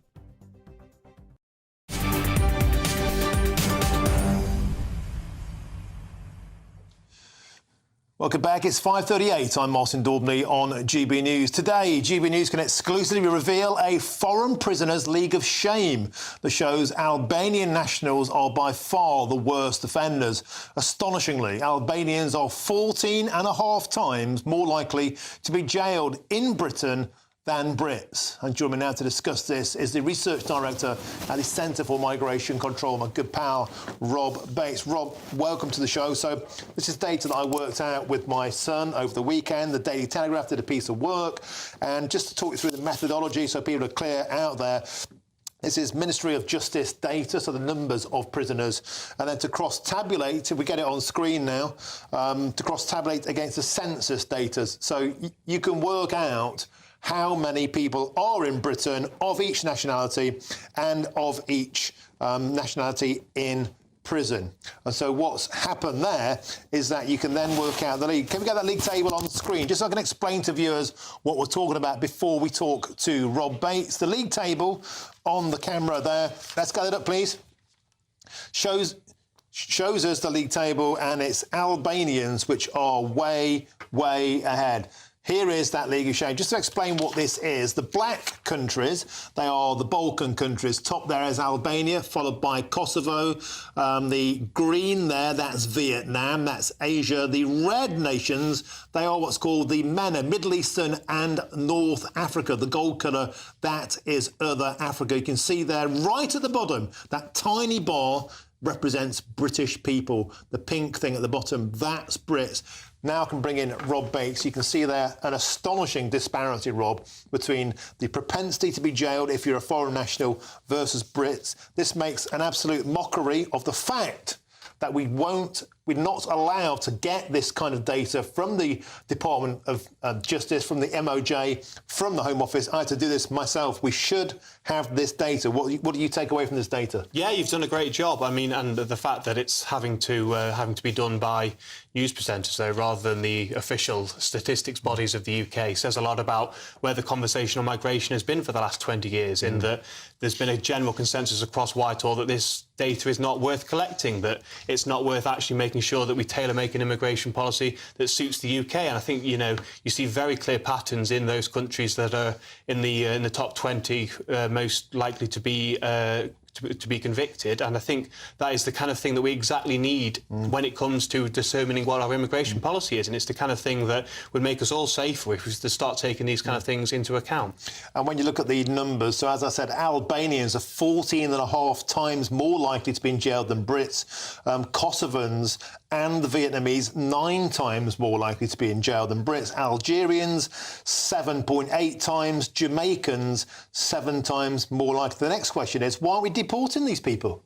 Well, that's exactly it, isn't it? I mean, we previously worked on a piece with the Ministry of Justice trying to determine how many deportation orders are actually outstanding against those individuals that had served 12 months in prison. The Ministry of Justice didn't actually have that information. It wasn't able to tell us how many people there were that had served a time of 12 months or more and needed to be removed from the country. And this is just a general malaise across the establishment, in that the mass migration arguments were won back in 1997. The economic benefits were so true, the societal benefits were so clear that they didn't need to collect this data. And as we're seeing now, you know, this is the kind of thing that we really, really desperately need. Grown-up countries around the world, you've got Denmark, you've got United States, they're all over this kind of thing. We are so far behind. We were getting close with it at the end of the Conservative government. We had Robert Jenrick and Neil O'Brien were pushing through a bill that would have, you know, had a national league table published annually.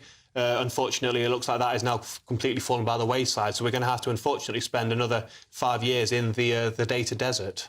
And why is it, so we know the answer, that the Home Office, the ONS, the Ministry of Justice doesn't want to give us the data? In Denmark, they publish the data with total transparency. We're able to see who pays the most tax, who claims the most unemployment benefits, who commits the most violent crime, who's most likely to go to prison.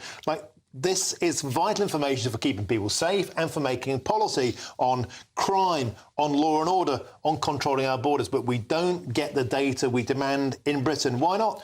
because they'd have to be accountable for the terrible, terrible policy decisions that they've been making over successive governments. I mean, our eyes and ears tell us that, you know, Britain is becoming a less safe place as a result of mass migration, and it's incredibly frustrating that when you try and have this conversation, you're facing a dearth of actual official statistics to discuss this issue. And I think it's something that I don't think the Labour Party will go anywhere near. I think it's completely anathema to everything they purport to stand for. I think it's something that if the Conservatives make the right choice with their leadership election, we might see more stringent pushes towards collecting this kind of data. But, you know, you have to ask, what are our statistics bodies actually doing? You know, the ONS receives hundreds of thousands, millions of pounds a year. Why isn't it collecting this information that is actually useful and can actually make us safer? Well, in the meantime, Rob, it's up to blokes like me and you to make sure we keep pushing the envelope. Thank you very much, Rob Bates, for joining us in the studio. Now, I've got some breaking news, because in the last few minutes, police sources in Northern Ireland have told GB News that 2 children who were trapped on board the bus that crashed in Northern Ireland have sustained serious injuries. Let's get more on this now from GB News Northern Ireland reporter Dougie Beattie. Dougie, a breaking news story. What's the latest? Well, this was a school bus travelling from Strangford College in Newtownards, not too far away from here, to the small town of Corridor, which is probably only about half a mile behind me. You can see the police cordon here. It was carrying school children back through these villages, and at just about 4 o'clock it left the road. It was a double-decker bus, any parent's worst nightmare. It's believed there was over 50 children on board. We do believe that over 27 of them are being taken to the Royal Hospital in Belfast, as well as many other hospitals. I have spoke with some of the children that have come up here. They're very shaken. They, quite understandably, they don't really know what exactly happened. They know what happened in the aftermath. Our ambulance was called here for 2 of those children that were trapped. We do know that they have sustained serious hand injuries during that crash. But no doubt we will hear more as the evening goes on. This has been a major incident for the Northern Ireland Ambulance Service. A lot of St John's ambulances I see going in and out here as I stand reporting here. So it shows you the type of pressure the ambulance service was under to have to use other means of transport coming in and out. So we will know more in the next couple of hours, and I will keep you posted on it. Thank you very much, Dougie Beattie, live from the scene of that school bus crash in Northern Ireland. Thank you very much. Now, coming up next, an emotional interview. I'll speak to the father of a hostage who is still being held by Hamas. He was kidnapped 1 year ago today. I'm Martin Daubney on GB News, Britain's news channel. Hi there, I'm Michelle Dewberry, and I'm going to take a second to tell you all about my show, Dubes & Co. We start off with the issues of the day. We then bring in both sides of the argument. We get rid of the disrespect, and then you throw me into the mix. And trust me, I'll tell it exactly how it is. And then, of course, the magic ingredient, you at home. We mix it all together, and what have we got? In my opinion, the best debate show in town. Monday to Friday, 6 till 7 on GB News, Britain's news channel. This is GB News, Britain's news channel. True crime is everywhere. Yep, next weekend, CrimeCon UK takes place in London. And joining us now to tell us more about that event and the true crime phenomena is former detective Stephen. How do you pronounce your surname? Keogh. Sorry, Stephen. That's all right. I should have checked you before. No worries. And Nancy, and again, Nancy, what's your surname? Bourne. Thank you. I'm showing my ignorance there, but thank you both for joining us. So, Stephen, you're a former top cop. Hope you don't mind me describing you as that. At CrimeCon and other events like that, do you get into sort of the semantics of the investigations and, you know, how... For example, how I was watching something the other night where somebody was unfortunately murdered, but you saw the crime scene investigators trying to work out from which side the person was attacked from. Did the knife come from the left-hand side or the right-hand side? Is it all that kind of stuff? So for me, everything I've done since I've left the police is about sharing that knowledge of investigations, because if you watch TV, they get it wrong a lot. So what we try and do, I'm not the only police officer there, there's experts of forensic scientists, psychologists, all from that investigative world, just trying to get across, well, actually, this is how it's really done. This is what we do, not what you're going to see on telly. And I think that's really important. So for me personally, coming along to CrimeCon, I just look at the list of people that are there, honestly, and I'm proud. I'm proud to be associated with them. There are some fascinating people there. People who've really fought for justice for their children. People who are campaigning for victims, for survivors. So it's an event that when you look at the name, you might think, oh, they're just going to sit there talking about serial killers and what they got up to.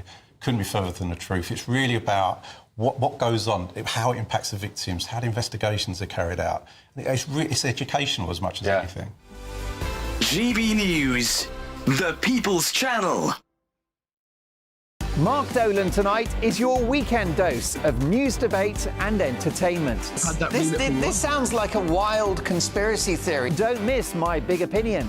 Mark meets and my take at 10. Democracy is a funny old thing. And we don't do boring, not on my watch. I just won't have it. Let's go and get another glass of that bubbly. You've earned it. That's Mark Dolan tonight, Saturday and Sunday, 9 to 11, only on GB News, the People's Channel, Britain's news channel.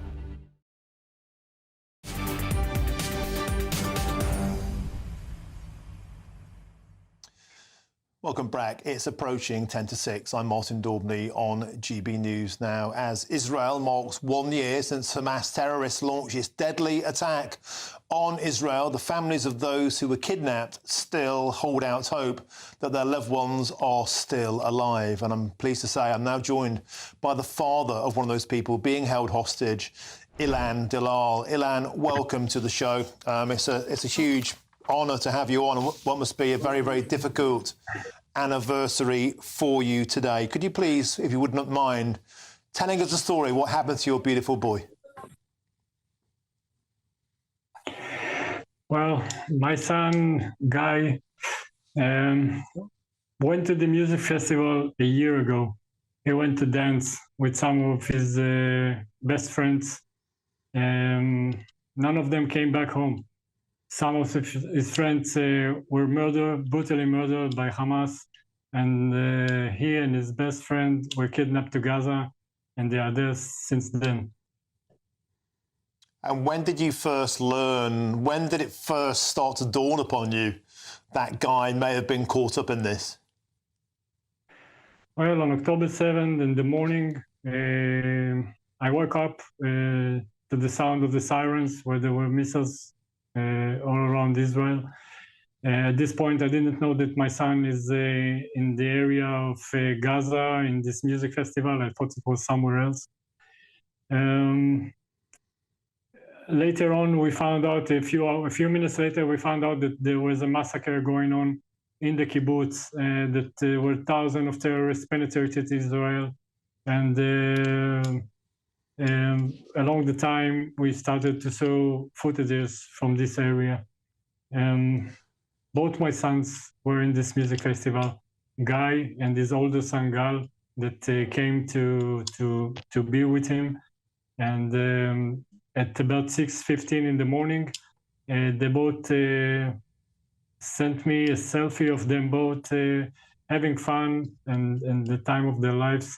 And 15 minutes later, hell began and missiles started to fly over their heads. They went to their cars to come back home and ended up in this traffic jam where terrorists started to shoot people in the cars and kill them. And obviously, there was a big panic in there, and they ran from the cars to different directions. Gal, my older son, managed to hide in the fields for about 10 hours, 10 horrible hours when he saw atrocities around him. And finally, he was rescued by Israeli security forces to Ofakim police station, where we took him from their home. Unfortunately, Gal, my younger son, did not have this kind of luck. He and his friends probably ran to the other side. And we don't know exactly what happened in this couple of hours. But we know that he was hiding behind the bush with two of his friends at about 9:15 in the morning. And this was the time of his abduction.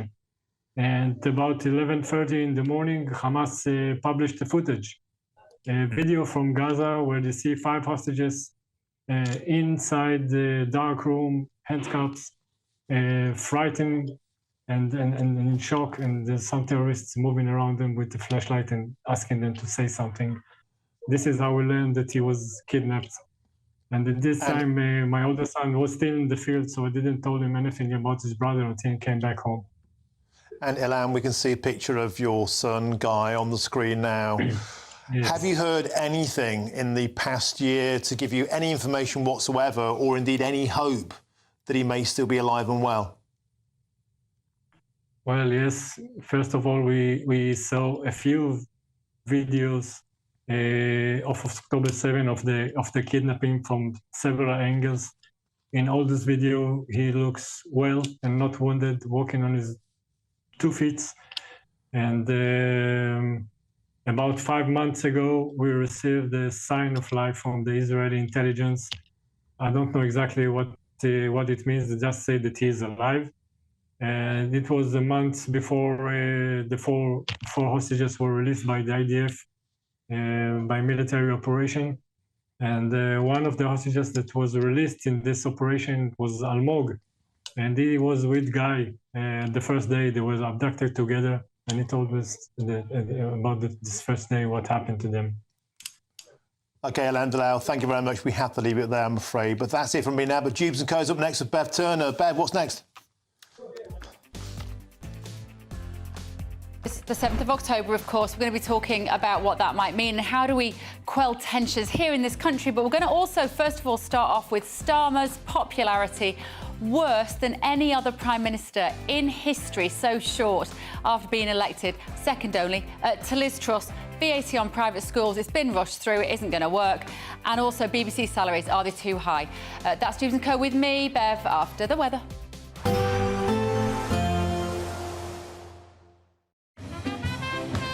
There will be a light breeze in the morning, leading to a warm front. Boxed heat pumps, sponsors of weather on GB News. Afternoon, time for your latest weather update from the Met Office here on GB News. More heavy showers around this evening, and for some, well, a few thundery downpours, also quite gusty close to those heavy showers, all from this, an area of low pressure, just sitting out to the west and spiralling bands of showery rain our way. This weather front's made for a dull and damp day across parts of northern Scotland.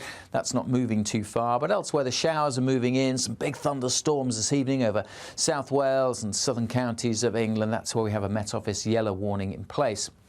Something a bit drier for Northern Ireland and Northern England for most of the night, but this band of showery rain may get to Northern Ireland by dawn, also spreading across eastern parts of England too, keeping the temperatures up for sure. Double digits for many. Clearer skies over Northern England and southern Scotland will allow temperatures to dip down to single figures. On to Tuesday, it's another day where there'll be some sunshine, but there will also be further showers coming in from the word go, really, across southern England and South Wales. Perhaps a drier start, but a bit misty over parts of northern England and the Midlands, and showery rain too crossing through Northern Ireland. Southern Scotland may well start dry, but notice in northern Scotland where the wind is coming from, a northerly breeze. That'll bring a chill here, even though it will be a bit of a drier day across the far north compared to today.